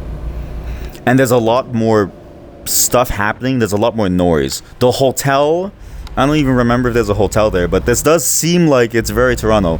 I don't remember the small houses on this side either. I think these small houses would be further back at the beginning of the highway. And this is like the main artery into the downtown area, as well as like various highways and like the lakeshore and stuff. So this is the CN Tower downtown. I can probably take you guys to lakeshore. Maybe we can go to the lakeshore. It's a little weird because like I'm trying to navigate from memory too, but it all looks different. We have streetcars. So if you see these rails on the floor, it's for streetcars. Our streetcars will often go along into various places. The drive into the lakeshore, which is this, would take you even longer. It would actually take you maybe another good 20-30 minutes. No, not like that long, but like sometimes traffic can bad. The lakeshore is a beautiful lake. I'll show you. I have this. After we're done this, we're gonna go look at a walking video, okay? And then, yeah, you have these, like, really cool condo buildings with, like, a lot of grass. Like, we have weirdly shaped buildings. You have, like, the financial buildings. This is really the financial sector, I would want to say. Or rather, when you close the lakeshore, it's all condos, right? So it's all condos around here. You take a left, go towards CN Tower. There's, like, food places, entertainment, businesses, primarily finance. You go a bit further down, you get into like other areas where there's like the old core, where people live in houses downtown and they have like places there, and there's like a vet over there, and then the animals, the Toronto Humane Society is there. This is kind of cool. I mean, obviously it's not accurate, but like it's kind of cool to see. This is actually pretty nice. It has a similar enough vibe to driving that you can kind of circumnavigate. It's not perfect though, and so in many ways you sort of crave the reality of things. Union Station would probably be somewhere, I don't know, where am I in relation to the tower? I don't know. There's a tower, I don't know. There should be like a subway station somewhere around here. Or maybe it's further down there. Globe, I don't know if Globe Mills is there. I don't know. I don't even know if we have a Globe Mills, right? Do we? Oh, okay, no, yeah, I think this is it. The construction site is very accurate. The construction site, I swear to God, it feels like Toronto is constantly under construction. It's actually the one major issue with Toronto is that you never really feel like the city's done, because it's always moving. And a lot of the improvements can feel very superfluous. Like, we had, before the current conservative government, we had bike lanes and stuff, and we had, like, pretty good spaces for people to sort of have alternative methods of transportation. Then Doug Ford comes in and he's like, okay, we don't really need bike lanes, and I'm not gonna get into it, but there's a lot of really stupid decisions being made there. But this is interesting. You have the express highway, you have the collectors, you have the 401, Islington Avenue. I wonder if I can take you to Yonge and Finch. I'm not really sure if it looks good. But there's actually different hangout areas. So downtown Toronto is where you would go if you're like itching to stay stuck downtown for 6 hours, because it's very difficult to like drive. and when you leave downtown, it's actually hell. And honestly, this downtown is a lot easier to drive in because A, there's no traffic, B, there's a lot less like cars and just weird shit that happens. But downtown, honestly, is like I want to say like 100 times this size, or maybe 1,000 times this size. It's a lot larger, and a lot more confusing because of that. But then you can sort of go to like different areas that have their own for fun spaces. Like it's like you have like an uptown downtown at like Yonge and Finch, where it's mostly like a Koreatown type of deal, kind of like Bloor and Christie, but more focused on the finance sector. It's kind of cool. Then you can go from there to like Yonge and Shepherd, which is like the actual finance sector, where you have like a bunch of those major businesses there, and like one really cool theater that's on like the top floor. And then it's like the whole stretch of Toronto, all the way down from like one side of Jane to the next, going down to like the lakeshore and stuff. It's all like one interconnected piece. And you leave, and then you go to the outskirts of Toronto. Then you get to places like, I guess like York is now technically Toronto. I'm not really sure. I can't recall what the decision was, but there's like outer suburbs where it's like York, Kingston, and stuff like that, where it's like you're in Ontario, but I think they're considered a part of like the larger Toronto area versus like the greater Toronto area. I don't know why the fuck we name it like this. It's very confusing. But yeah, this is kind of cool. It's kind of cool to see Toronto. I don't want to be here anymore. Oh, we're already at Kitchener, huh? No, okay, so the scale is completely off. It would take you like an hour to get to Kitchener. Or well, half an hour, depending on how you go. Depending on traffic, but with no traffic, it would take you like 20 to half an hour. Okay, we have to go to Vancouver. Oh, we go to Montreal! You guys want to go to Quebec? Quebec. Let's go to Quebec. We go to Quebec. How do we get to Vancouver? I wonder if this game has a connection to Vancouver. There's Saskatoon. There's Yellowknife, really? Yo. Okay, we go to let's go to Quebec. Then we go to Vancouver. I don't know. I don't think it has Vancouver City. So maybe we just end up in we can probably just go to Let's go to Kamloops. No. We'll go to Surrey. We'll go to Montreal. We'll go to Quebec. We'll see where, the Prime Minister sits. And then we'll go all the way up to Surrey, where people live and there's like rich people. Very nice. I do like me a Canadian road trip. This is a very cool mod, I get why they had to cut down on the scale. It's kind of hard to make the scale work for these games because it's just, there's too much, right? But I think they did a great job with what they had to work with. The limitations of the game and the engine are not their problems. It's a constraint that they have to work around, but it's not their fault. And I think they've done a great job at least capturing the general vibe that I can sort of point to it and then go, yes, this is Toronto, not just because of the CN Tower, but also the way that they scaled down the connections was surprisingly good. I actually think they've done a great job. So for those of you who don't know what the mod is, it's called the EMMN Ontario D or something. D Ontario. I'm not really sure why it's called EMMN. But there's a bunch of them. There's one for Ontario, there's one for Quebec. And then the Vancouver one is from Pro Mods. So Pro Mods are the ones who make the Vancouver one. I think they're slowly planning to expand all the way to the rest of Canada, but they're doing Vancouver first. And Pro Mods does things for Euro Truck Simulator 2 as well. I think they're working currently on the Balkans and Russia. So basically, Pro Mods steps in when there's not enough stuff in the game, and they include all the areas that are basically missing, which is kind of neat.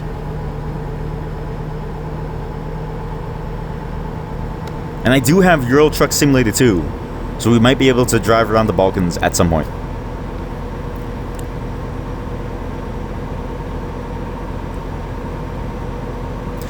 But this drive to Quebec, I'm assuming this drive to Quebec is not that long. Huh? What do you mean? Huh? 114 hours. What? To Quebec? From Toronto. Dog, that's only 4 hours away. What do you... 114 hours? Uh-oh. Oh shit, it's because we're not even in Toronto. We're just leaving Hamilton to go back into Toronto proper. Okay, well, hey, how about we go to Quebec and then we call it. We leave Vancouver for next time, okay? I know I spent like blood, sweat, and tears to turn these mods on, but I don't want to spend 113 hours driving down to Vancouver. But this was kind of cool. I do like the, again, it's hard to nail scale, but I think they got the chaoticness. I swear to God, this is what our roads look like. Our roads look exactly like this. It's very frustrating. And incredibly difficult to navigate at times. Like, it's, on top of the fact that, like, it gets very packed the deeper in you get. Incredibly packed. Like, I think the one thing that's missing from these games as a whole, and why I really want to take a full, like a commuter-style game, is that there isn't a game out there that I think properly captures the feeling of stress that you have when there are cars everywhere and there's people walking everywhere. And especially in the downtown zone with the number of people walking around, like, that's the thing that you really feel, is the sheer chaos of having to deal with these massive crowds.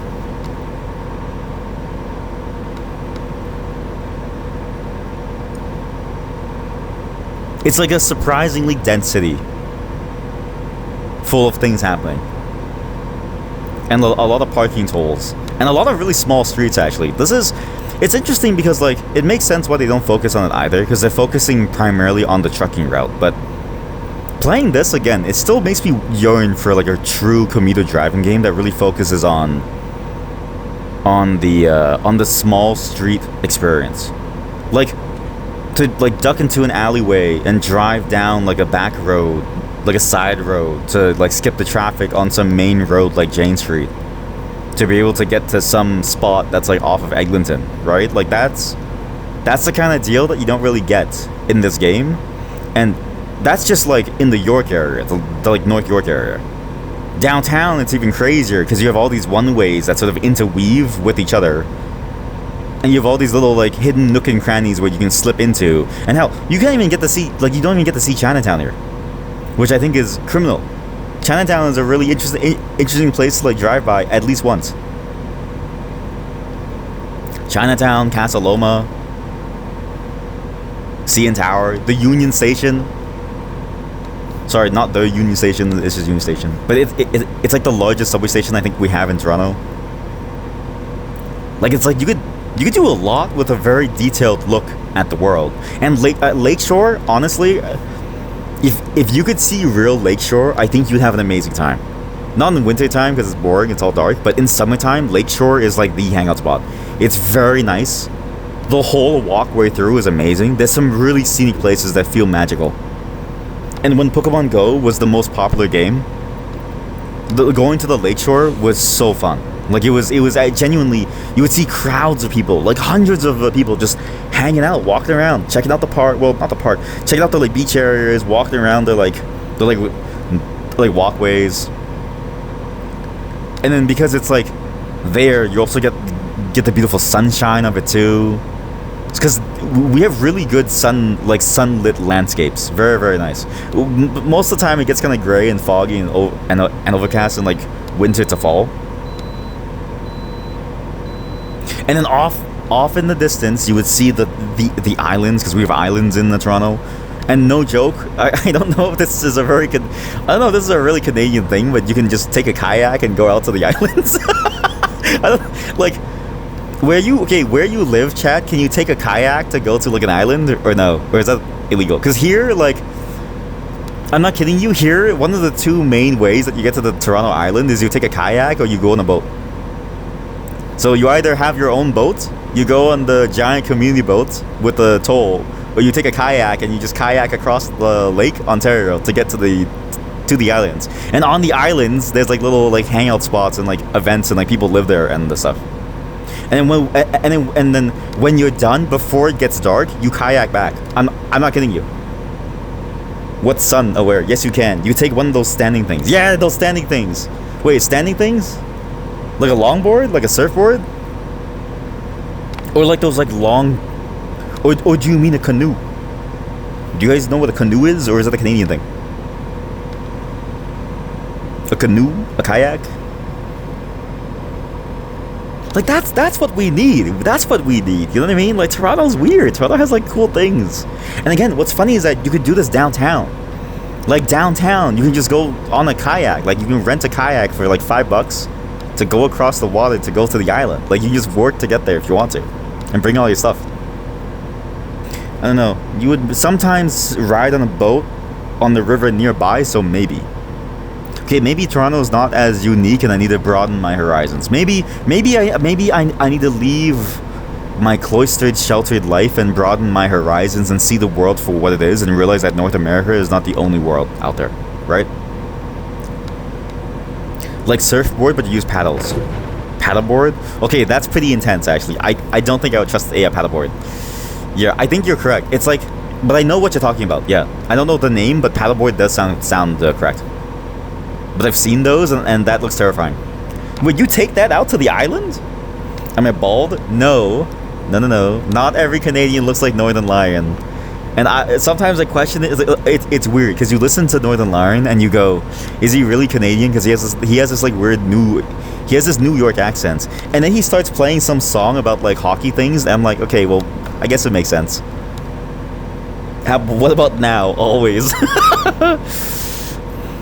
Yeah, I'm bald now. It's happening right now. The closer you... no, actually, the closer you get to Montreal, the more hair that you get.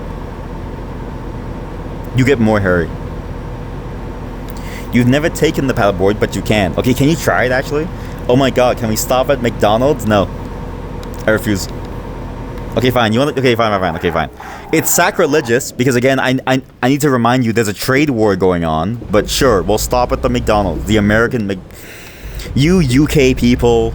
supporting American enterprises during a Canadian-American trade war. We escaped America for a reason, and now you're like, oh, can we check out? Oh, it's a Petro-Canada. So Petro-Canada is our gas station. Well, they do more than gas stations. They also do like a bunch of like gas stuff. Like they deliver gas. They have a bunch of gas stuff. I don't think this place has a McDonald's. It has a Burger King.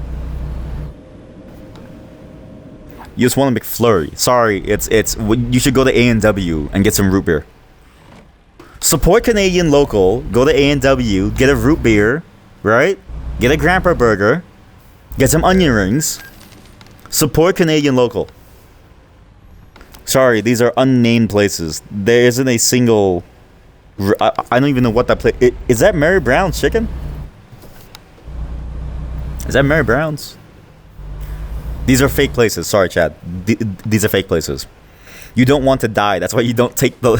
Yeah, but you have to do it, please. You have to take the paddleboard for all of us. You have to show us and, like, record it and show us what it feels like. You haven't landed there. You can go to the opposite bank where there's a bunch of grass, cows, and ticks, or you can stop by and hang out at other people's piers. Oh, that makes sense. So it's like you only really have one safe option, which is the boat. Okay, we can go to Tim Hortons. I want some Earn Brew. What? What is it? No, chat. Okay, Tim Hortons is not a Canadian company. Tim Hortons is actually owned by a completely different company that's not even in Canada. So Tim Hortons has not been Canadian for a very long time. And the sign probably did say McDonald's, but it's a mod. See that? That's a Tim Hortons ad. Go Team Canada. You can buy like merch at Tim Hortons and cards for drinks and stuff. I don't know. A&W sounds like a gas station. You take that back. A&W is a treasure, okay? I've long since said that A&W is significantly better than McDonald's, and I crave it so much more. If only it was more convenient, because the only A&W near me has no drive-thru. But A&W is our version of like fast food burger, and it's really good. It tastes amazing. The meat actually has substance to it. B, the root beer is like locally made root beer. It used to be so A&W used to be an American place, but then the Canadian subsidiary like split off back in like the 19-somethings. So now it's fully Canadian. And then you have Harvey's. Though Harvey's has been going downhill for a very long time, but Harvey's burgers, they use real beef. And you can tell because it looks like ground beef. You haven't seen islands. Oh. Yeah, see, this is... How many of you live nearby islands? Like, because I'm curious. Because in Toronto, again, we can just kayak to an island. And the kayak isn't that bad. Like the trip isn't that bad. You just go for like, what, 20 minutes? If you're slow, maybe like 40, maybe 45, right? And you have to check the weather and stuff. But like, it's across the lake and you see the island, so you can just kayak there. I wouldn't be surprised if somebody parks their car at downtown Toronto, takes a kayak out to the islands, and goes to Billy Bishop Airport to fly out to like, I don't know, Thunder Bay. I wouldn't be surprised. I don't know why you would, but if you're too lazy to wait for the boat, I guess you would just kayak. Someone must have done that.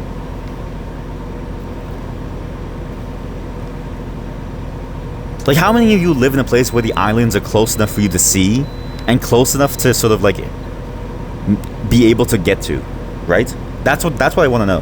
How unique is Toronto in that regard? Also, if you want really good Canadian coffee, there's none. There's actually no good Canadian coffee. It used to be Second Cup in the, I think, Coffee Time, or maybe it's just Second Cup. But then Tim Hortons demolished Second Cup, and then Tim Hortons sold out back in like the 1990s, the 2000s, I think. So all the Second Cups died, and then now we have no more Second Cups, which are like truly Canadian. You've landed on the opposite side, but again, it's not particularly exciting. Just cows and ticks. See, that's crazy to me, right? Because like, I feel like islands are the best place to build things. So the Toronto Island. So I'll show you guys a video later. We're gonna go down like a trip in Toronto on we'll do a 3D walking video, but it won't be in VR because it's very disorienting. But basically, when you go to the islands, there's like people live there. It's actually a very nice place. It's very expensive. But there's also like a communal area. It's like an event place / park. There's like tourist attractions. There's like food. You know, it's actually a fairly well developed place. Actually, the only thing is though, if you stop your kayak on someone's random like beach, because a lot of the people, I'm not kidding you, on the island, their houses are like on. It's like at the water's edge. So their house. They'll have their own personal beach that leads to, like directly to Lake Ontario. You can stop there if you want to. You shouldn't stop for very long because it's kind of rude. But if you do, it's all red fire ants. It's actually just a horde of red fire ants that will eat your leg open. For some reason, people only live on this side of the bank. I guess maybe because the other side is swampy or something. See, that's a shame. I feel like islands are so fun to like live on. Sure, you can buy your own island if you want. Cheapest one you've seen is 30K. What the fuck? Where? Okay, well don't say where in chat, but like DM me, because that's actually. Maybe I should buy a stream. Chat. Okay, what if I buy an island and I buy like a streamer island? What if I buy a streamer island and I all over Finland? Wow. Then what? I don't know, just stream from there. I don't know, just your privacy. I could do IRL streams and no one would bother me. And in Finland, like it's easier to get guns, I'm assuming. Because there's like military service. So I could even defend my land from like bears and coyotes. But that seems kind of cool. I could do an IRL stream. I could bring you guys outside and like grow. Here, honestly, if I try to do an IRL stream in Toronto, I feel like some asshole would just run up to me and like punch me in the face, or like grab my like mask to pull it off. Which, to be fair, like that's the one problem with IRL streaming is like I don't want to do it because I don't blame them because like because someone's waving a camera in your space, right? So I would get mad too. But sometimes it's fun to do stuff in real life without people knowing you. I don't know. Most of the time, it's in some random place with no people around. See, that's good to me, though. I like that. And mind you, the punching you and doing the face thing, it would only really occur downtown, I think. Downtown is like surprisingly different from most places in Toronto. People get really rowdy after a couple drinks downtown. But that seems fun. I don't know. And again, only in Toronto. Okay, this is a little bit of a... Okay, this is kind of funny. We do this. You do have a sign, like you do have signs that say bonjour, and then you say, you know, bienvenue. Something Quebec, right? And you end up in the place, but that it was a bit exaggerated with the flag and everything. Maybe a little bit too exaggerated. Hey.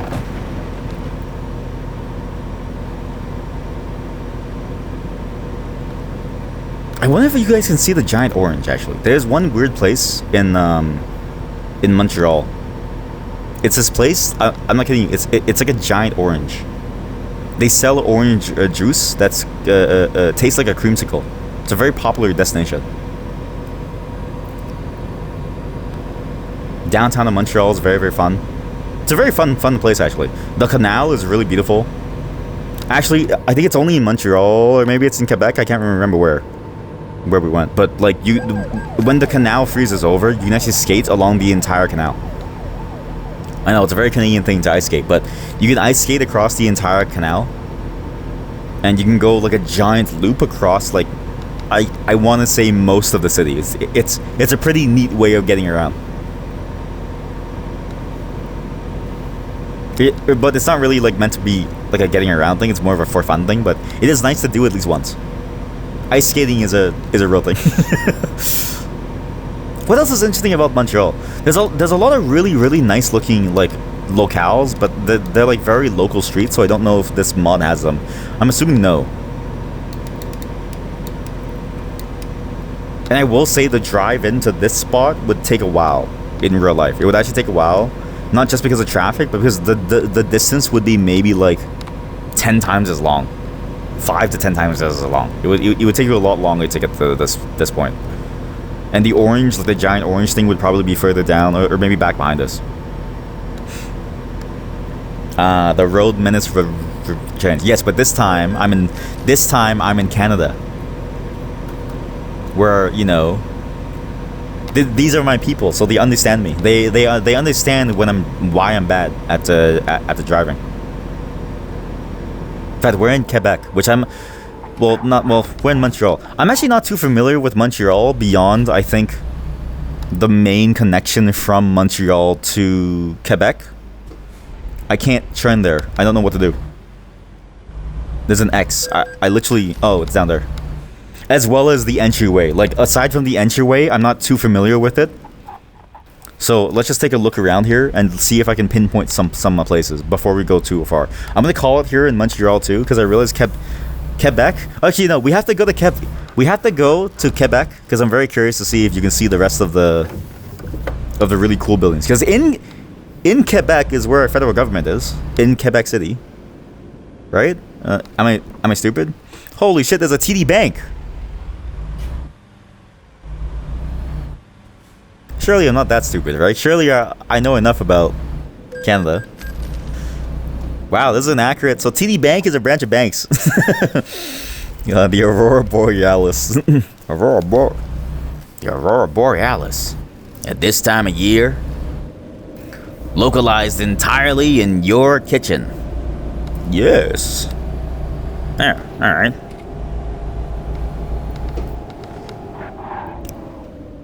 Steamed ham. I thought we were having steamed clams. No, it's an Albany expression. No, it's an Albany expression. Yeah, okay. Yeah, okay, I don't recognize this. But I vaguely recognize maybe some of the layout. But I have not been to Montreal enough to remember it fully, and I was supposed to go this year, but obviously I'm a bit busy. But actually, one day me and my wife are gonna go back for like a longer term stay, just to hang out for like a longer term. May I see it? Yeah. May I see it? No. Well, Skinner, what did he say? Did he say like, I didn't have high hopes for this, but that was a good meal or something, right? Do I often see aurora borealis in real life? No. Chat, Canada, Toronto, like many of the... This is not real. You would have to leave much further away towards the north to be able to see this. You wouldn't be able to see it from Montreal. I don't think. Because I'm pretty sure the city lights would almost drown it out. No way, the game is lying to me. I don't even know why it's here, but I think it's because the game's map does go towards... like, there is a mod to continue everything to Alaska. And you would see it the most around there, but I don't think you would be able to see it from Montreal. I don't think so. But at the same time, I've never been to Montreal around Aurora Borealis season, or whatever the lights are called. Like, I've mainly gone at near the end of winter, or in, like, summertime. So maybe I've missed out on the actual time when it does happen, right? You know what? Don't quote me. I don't know enough about Montreal to say otherwise. I just know the highlights, almost like a tourist, but like a Canadian tourist. This tunnel is real, though. You've never seen one, even though you could have seen them if you watched. Yeah, because you're in... Up where you live, I'm assuming you have more opportunities here, right? I'm just curious if we can... I don't think we can see it from Montreal. I'm not really sure. It's called Borbalolis. What? The Borbalolis? What the fuck is a Borbalolis? You're very much more north than me. Yeah, extremely more north, yeah. More north, a lot more east. Wait, are you more north? Like, if you undo the Mercator projection, right? How much more north is Finland from Canada? If you undo the thingamabob, arugula brutodolis. You mean Canada is huge? Okay, yeah, it's fair. Okay, well, southern Canada over into like the Montreal, Quebec side. That's where I'm closest to. Southern Canada into the like. That's the thing, right? Is that somebody in Vancouver is in many ways more Canadian, sort of like stereotyping than someone from Toronto. Because it's like you're way more north. Because again, it takes forever to go around these places. And somebody in like Kamloops is like way more stereotypically Canadian than somebody in Vancouver or in Van City. Like it's a huge place. But if you're in Montreal or Quebec, like you are very, very Canadian. You are very Canadian. But if you're in Southern Ontario and you're in Toronto, you're very like Torontonian, and you're very almost like New Yorkish. Texting while driving. Sorry, texting my wife. Sorry.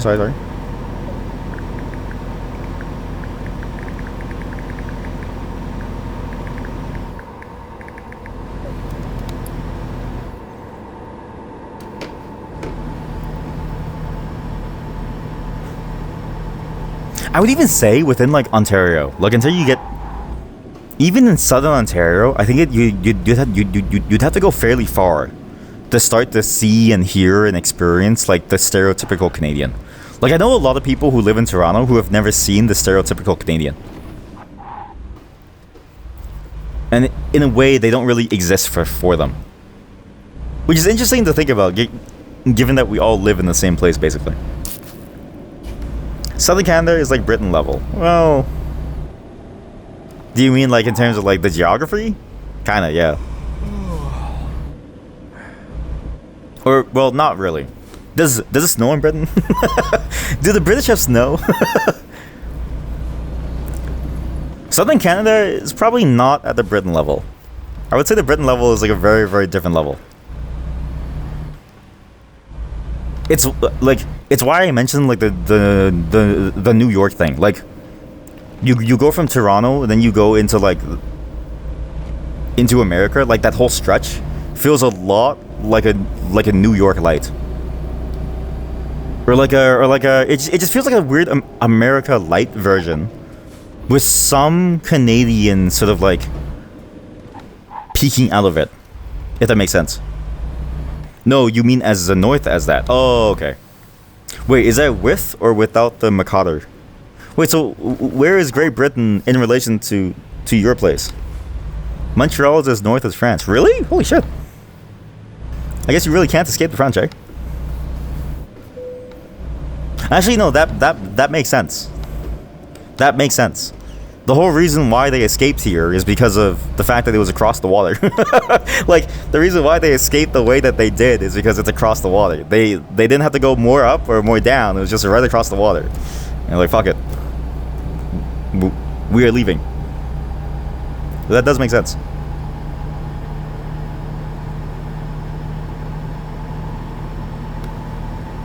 Just the ocean currents make Europe much warmer. Oh yeah, true. There's ocean currents. There's ocean...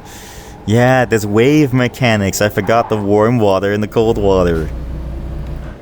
Actually, how much warmer is Europe compared to Canada on average? Because that's a good point. Because a lot of Europe, it feels like there's a lot of places that don't snow, whereas in like Canada, which is like roughly the same, almost like, was it the equator line distance? You have a lot more coldness. All my French homies hate vertical movement. Who is Aurora and why is she bored? All my French homies hate going up and down. So okay, my French accent is very bad. Trois rivières is the three rivers. It's a weird name, but it's literally because there's three rivers. it's literally because it looks like it has three rivers. And again, like the water system in Montreal is very interesting. Like with all the canals and stuff, it's very nice. If you ever get the chance to, do the skating thing. Skate on the canal when it's nice and cold. You can even do it like on some of the smaller lakes when it gets frozen. You can actually skate around. It's like more deep in the middle of winter, and you'll see families out there just like hanging out skating. It's fun. But maybe they're not called lakes. I don't know, because Lake Ontario is a lake, but that lake seems kind of big to skate on. Like surely there must be a name for a lake that's much smaller, that's much more indoors, right? What's that name for a body of water that's like much more indoors, that flows into a much more like secluded basin? She lives alone at the north. She doesn't see a lot of people. Finland is a bit more north than Hudson Bay. Oh wow. Wait, okay, yeah, so yeah, you guys are a bit more north than, yeah. Wait, so is it colder in Finland than Canada, or is it warmer? I wonder. Like, what's your... No. What? So, Finland is warmer. Wow. Canada's... Wow. Really? Huh. But you're right, it's the water. It's the warm... I just never think about the currents. Ocean hacks. POV, you're designing a world and then you add in ocean mechanics. But you forget to balance all the warm water.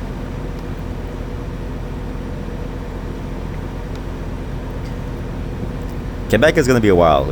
I think we're maybe like 2 hours out. In game 2 hours. So maybe like that's like what, 20 minutes.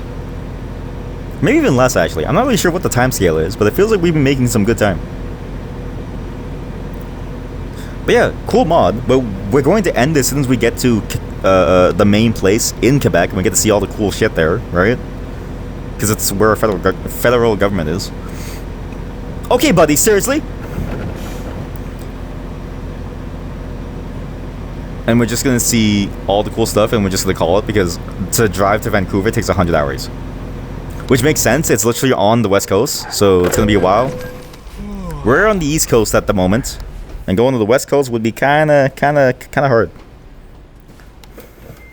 You enjoyed American Truck Simulator more than the Euro one. Yeah, I've been liking it more too. Like it's not even that the Euro one is bad. I think the Euro one is really, really good too.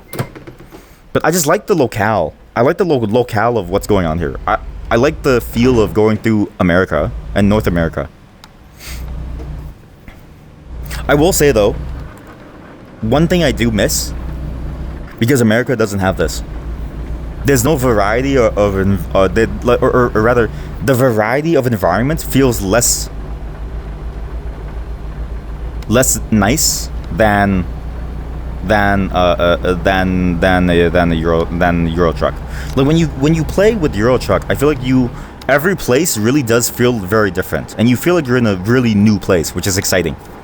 In America, it just kind of feels like more America, except for places like when you go from like the more like temperate deserts to the more lush tree lands and like stuff like that. Like that feels very sort of like new, but it takes you so long to get to those places. But I will say though, the density and the amount of stuff within like say the Seattle and the San Francisco area and Los Angeles and stuff, I did enjoy that quite a bit more than Euro Truck Simulator. Like when we went to Liège in Euro Truck Simulator, I did bemoan the fact that it felt very empty in certain places and like very small. With San Francisco, like it looked like Seattle. It looked like San Fran. It was kind of cool. Certainly easier to drive in America. Yeah, because the Americans have no really good, like, America has no good road rules. There's no good road rules. It's all just pure chaos, really. It's easier because everyone is expected to not crash into each other. Anyways, welcome to Quebec. Random question: does anyone have UPS in the chat? Yes, I have UPS. Yeah. Yep, Aurora Borolaces is a very lonely person. Okay, why did you want to ask about UPS? Okay, I think this place has been shot up. What happened? Was this a police station? What's going on? By the way, this is actually the exact same experience that I've always had going to Montreal. Somehow, whenever I go to Montreal and Quebec, it's always raining. I always go whenever it's raining and like really bad weather. So I've never seen the city in like a beautiful light, except for one time, on the day that we were leaving. Is this a bus station? I guess it is. How do we get to the really cool stuff here? This is a very small approximation of it. Like, I can tell at a glance, this is a very small approximation. Not just on the map itself, but even just the place here, it's very small. And a lot of these buildings, obviously, are just the basically the pre-built buildings from the base game, so. But still, pretty cool. Pretty cool to see. I need to get to that side. Wrong side. I'm actually on this, like, bus station side. Oh, you were just thinking about the road width. That makes sense. Get back. Yippee. Your electrician friend said UPS with sine wave output can help speaker noise. Oh, I thought you meant UPS like the delivery company. I was like, yeah, I use them sometimes when they bring my Amazon packages before the trade war. You know, after the trade war, I have to buy things from Canadian Tire. But before the trade war, yeah, UPS did bring things to my home, yeah. I've heard that too, how like you can do certain things with like a cleaner power line, like cleaner power transmission, to make certain effects in your audio better. But I've also read from different sources that a lot of it is malarkey and almost like nonsense, and it's just made to get you to spend money. Yeah, uninterruptible powers. Yeah. Yeah, the road width in America, I would say the road width in America and Toronto and many places too feels a little it's like ludicrous on some level. It's like it's like almost so huge that you kind of wonder what's the point. Like very often I'll like drive around Toronto and it's like I don't know why there's so much space to do everything, and why we have like several lane highways. And I'm like, Jesus, do we really need this much car infrastructure? Like, what about... Because, like, okay, there's a channel called Not Just Bikes, okay? And I empathize with him, because Not Just Bikes is from, I think, Vancouver. And he actually moved over to, I think Sweden? I think he's in Sweden now. And he does breakdowns of how much nicer it is to have a place that's, like, very bike-centric and very, like, good to, like, move around without having to go in, like, a car. And I feel him. I feel him in a way, because I think to myself, yeah. Because right now, you need a car to go on the highways, and it feels like it just wastes so much space. Because at nighttime, like, there's no one there. There's nobody there. There's no need for it. There's like, it's just useless. We have to go to one specific place if I can find it. Trois-Rivières, Saint Georges, Grand Falls, Gaspé, Sept-Îles, Labrador City. That place is cut off. Val d'Or. Oh, sorry. It's Ottawa. I remember now. Sorry. It's been a long time since I've actually like bothered to think about this stuff. Yeah, it's we should be going to Ottawa. Sorry. I remember my geography now. What did I say, chat? What did I say? I said before, you should never trust what I say because I'm not smart. I just happen to know programming. That doesn't mean that I'm smart. We have to go to Ottawa. Sorry. Wrong place. Whoopsie daisy, wrong place. Sorry. Whoopsie. Some of it can be malarkey. Mostly when they are named / called everything or marketed misleading. Especially hi-fi audio. Yeah, a lot of hi-fi audio stuff. Like, I look at it and I go, you spend a couple $100 for a speaker with gold-plated stuff. And I'm like, does it really help you? I'm not really sure. Is it the thing you connect to your PC so that it doesn't turn off when the electricity cuts off? Yes, it is, yeah. That's the core idea of them, but they can also be used to clean power. Also, most of the time they have power surge. Yeah, I feel like all of them have a power surge protection. But the clean power thing is like interesting to me because it's like, I don't really know if that's true. But at the same time, it's like maybe I am privileged, right? So you like recognize this. I'm a stupid man. I don't know things, right? I just happen to know how to program, but I have gaps in my knowledge, particularly around geography because I'm really bad at knowing geography. Like, I get politics and stuff, but if you ask me to name where the capital of any place is, I wouldn't know, right? Which in a way makes me the worst person to send on a special operations mission, right? So I'm like the worst person to send when you need something done. But then it's like, at least to me, it's like, maybe it's because I live in a place where I've never had to deal with power supply issues, right? Like, I've never really, aside from the power cutting out because of like major events, like snow, or like a major flood, I've never had to deal with like constant power issues to the point where I need to clean my power. So maybe it is true, and I'm simply too privileged to know it, right? Maybe. Clean power, it is true, but it's mostly used in areas with a lot of electrical noise, like any big companies. Yeah, that's the thing, right? So like maybe I've just never encountered it.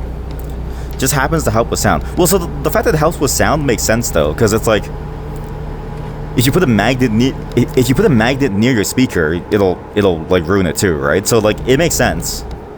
Like a lot of things can affect sound, and power is one of them. Stability of it. But maybe that's why. Okay, I'm gonna try to run speakers near like a giant factory soon. How about this? We do an IRL stream where we go to like a factory. Let's say we go to the craft foods factory. Okay. Oh no. How about this? We go to the Maple Leaf factory where they do all the canned chicken stuff. Alright. And when we do an IRL stream and I hook up a speaker and some EDM, and we see how good the quality is. Yeah. Makes sense. You don't have to be directly connected to the grid. You expect you've experienced noise from the power grid in your guitar, says the wiring in the houses. That's the other thing too. Yeah, because like if the wiring in your house is shit, do you run into that issue too? Because here it's like every house that I've lived in, even the shittiest places, have at least decent electrical. Like everything is up to code, so you never really worry about dying. But you never really worry about issues like that. Or have you all placeboed yourself into believing that it's true? Like has big audio fooled you? Has big speaker fooled you? I think big speaker has fooled you. Even your GPU can introduce noise to your audio, like GPU Core One you can hear in your speakers. Wait, really? See, once again, the privilege. I've never bought a bad GPU yet. In my entire life, I've never bought a bad GPU. I've actually gotten extremely lucky just buying GPUs out of nowhere. And it has really good, like, say, specs for overclocking. And I always get at least something that's, like, fairly top end, but by pure happenstance. And I don't really go for that. So maybe I'm just lucky. Because I've heard of coral whine, but I've never heard of it. I've never heard the like noise. Or maybe if I have, I don't recognize it.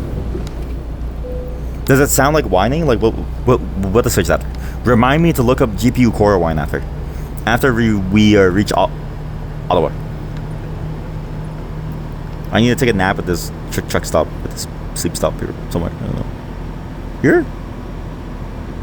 Oh, there. Oh shit. Okay, sorry. Okay, we'll take a nap over here.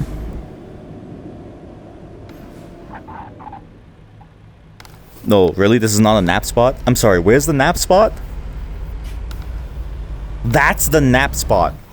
You take a nap here? This is ludicrous. You take a nap here? I won't even put the car into park. I'll just leave it in the drive.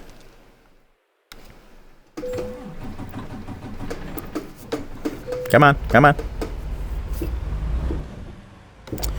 You suspected because you tried playing guitar at your house and your father's house, and it seemed to you that it was noisier in your father's house, but you might be gaslighting yourself there too. See, that's the problem. I wish there was an objective way. You know what?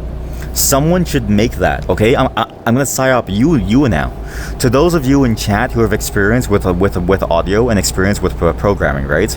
You should program an application for your phone that can detect the frequencies of electrical noise hampering your speakers. You should do that. You should program that and then sell it and see if it actually is true. I'm gonna psyop you. Coral whining sounds like high-pitched noise. Yeah, that can be. People often use DI boxes for. Sorry, what in the world is a DI box?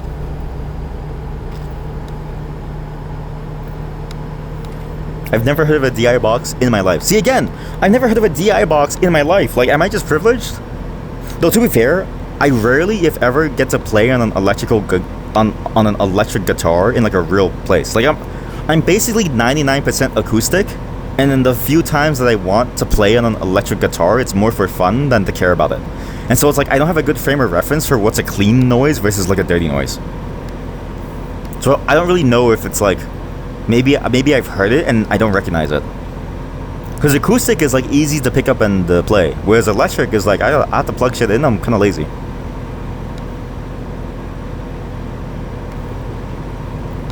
What's a DI box? Okay, chat. New stream idea. We all learn together what is how to play the electric guitar. I get to play my favorite songs. Like, Sleep Token, or Slipknot, or Shit-Faced, or Poop, or Poop Sock. A DI box helps to eliminate unwanted noise and hum. You think it just lifts the ground? I'm gonna have to look that up because that sounds interesting. Yeah, like I've never heard of this. Wait, okay, chat. Okay, there's a good chance that okay, chat. We can't just accept everything from the chatter because there's a good chance that they've been compromised. There's a good chance that this chatter has been compromised by Big Audio. There's a very good chance that they've been compromised by Big Audio, and that they're trying to psyop us, and then they're going to link their website where they sell DI boxes. Okay, there's a very good chance. It's all a psyop. You looked it up on Wiki. It's real. Check the username of who last edited the page and when. It's gonna say mint whatever time it is now. You only know this stuff when you have the problem. But do you even have the problem? That's what I mean. You've been psyoped. You've been psyoped into believing that you have the problem. Maybe you don't have the problem. Maybe you've just been psyoped into believing that you have the like problem. Maybe this whole time it's because your phone is too close to your speaker cable. The whole time, right? Like you probably have like a tungsten magnet that's been sitting beside your amplifier. Okay, like you have a magnet around you. You got something. You got a similar ground lifter for the audio card. You've been psyoped. They've been compromised. Chat. They've been compromised. Was it gold plated? They've been psyoped. We have a chat member who's compromised. They've been compromised. What you installed was not a filter. It is what you installed is something that randomly introduces noise. You've been compromised. It's a psyop. It was gold-plated. They've been psyoped. They've been psyoped by Big Audio. We can't trust them. We can't trust them. They've been psyoped. Oh, actually, fun thing. So if you look at that stop sign, so this is a very fun quirk of Quebec. Very fun quirk of French Canada. So in France, I'm pretty sure your stop signs just say stop or something. Or like a lot of things can just have like English words. In Quebec, specifically, they have a law. You cannot have English. Or well, you can have English, but like the point of the law is to make it so that French is a protected language and is developed for it first. So if something could have a French translation, it must have a French translation. In this case, stop is arrête. You just stop your car. And then even movies get translated. I think Pulp Fiction famously has like a very funny, nonsensical name in French. Because the name Pulp Fiction doesn't really make sense in the first place, so it's like it's kind of hard to, but yeah, it's a very cool thing to see, because a lot of things that you'll see will have specific French naming that's like used in here. And really all of Canada has it, but like only in Quebec is it French first. Because in like everywhere else, it's English and then the French at the bottom. In Quebec, it's like French only usually. Or at least at the top. I need to check out these like audio filter things, like a ground lifter. Cause the only thing that I know about like the floor level is more the noise floor. And maybe that's what you mean. And so maybe I have heard of it. Cause I had to deal with that for the microphone, where I had to tune it down very quietly to pick up my voice without peaking. And so the noise floor is just like the electrical hum. So maybe that's the same thing that you're talking about. In which case, I have encountered it. But maybe just the name is different depending on the context. Like it's a noise floor for input, and then it's like a ground floor for output. I don't know. Anyways, beautiful Montreal. I think we stop it here, okay? We stop it here. We call it here. We say, you know what? Okay, we call it over there, closer to the flag, so it looks cool, okay? I need to somehow make it to that side. I can probably go around this way. Yeah, it's called a ground lift. So maybe I have seen it. Switch normally. The switch should be set to normal. If you experience noise due to a ground loop, why did you've been psyoped? You've been compromised. You've been compromised by Big Audio. Chat, you've just been compromised by Big Audio. You've just been... Do you even know what these words mean? What is a balance? What is TRS? What is G&D? Okay, G&D is ground. What is TRS? Huh? You don't know because you've been psyoped. TRS is cable. You've been psyoped! You've been psyoped. It's not real. You've been psyoped. But yeah, at least from that description, maybe I have encountered it, but I didn't really understand the terminology, so maybe I used the non-correct terminology. Because it feels like I have encountered that problem. In which case, it means that I've been compromised too. Sad. Anyways, thank you for joining me on this road trip to Canada. We're not done streaming, okay? We have some more things to do.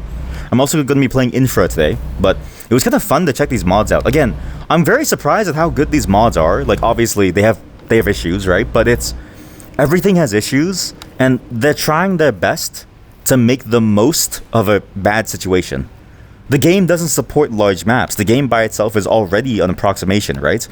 My dream is that we do get an eventual full commuter game, but these mods, in a way, open up the pathway to a much more full experienced truck delivery game, right? And I have even more mods to make it even more intense, like more traffic and stuff, but yeah, it just makes me realize that like there's so much potential for this genre and even this game, okay? And again, I have a different profile that I play on. It's like a separate offline profile where I do the real deliveries on, and it's really fun, right? But if you do just want to drive around and check out some cool places, it is surprisingly good. So again, This was a fun trip. I like escaping America and going elsewhere and going back to Canada where things are good. And I am sad that my truck is gone though. Now you remember, sometimes when you touch the audio card, the noise becomes less. That's because you're dying. So you don't know this, but every time you touch your audio card, your body is being electrified. It's all the electricity entering your body and effectively shocking you to near death. So hopefully you feel okay. Anyways, thanks for watching, chat. I'll be right back in just a moment. I'm going to leave you with some music as I switch over to desktop. I'm going to take you to the lakeshore in Toronto. We're going to do research onto noise audio equipment. And we're going to play a couple more Canadian games, or games based around Canada. And then we're going to move on to infra. Okay? Just give me a moment to set things up. And thank you for joining me on American Truck Simulator. We will eventually make the driving and the VR experience better. I just need a 1590. Okay, look, the chat is going on and on. They've been psyoped. You've been psyoped. Look, you've been psyoped. That's a different type of noise. The ground lifter is simple. Just disconnect the surface of noise from ground cables / connections, which can be dangerous to the user on, since now you don't have the ground connected. Wait, what? So you disconnect the ground to get rid of noise? Okay, listen, you've been psyoped. You've been psyoped by Big Fire. Big Fire is trying to start an electrical fire in your home.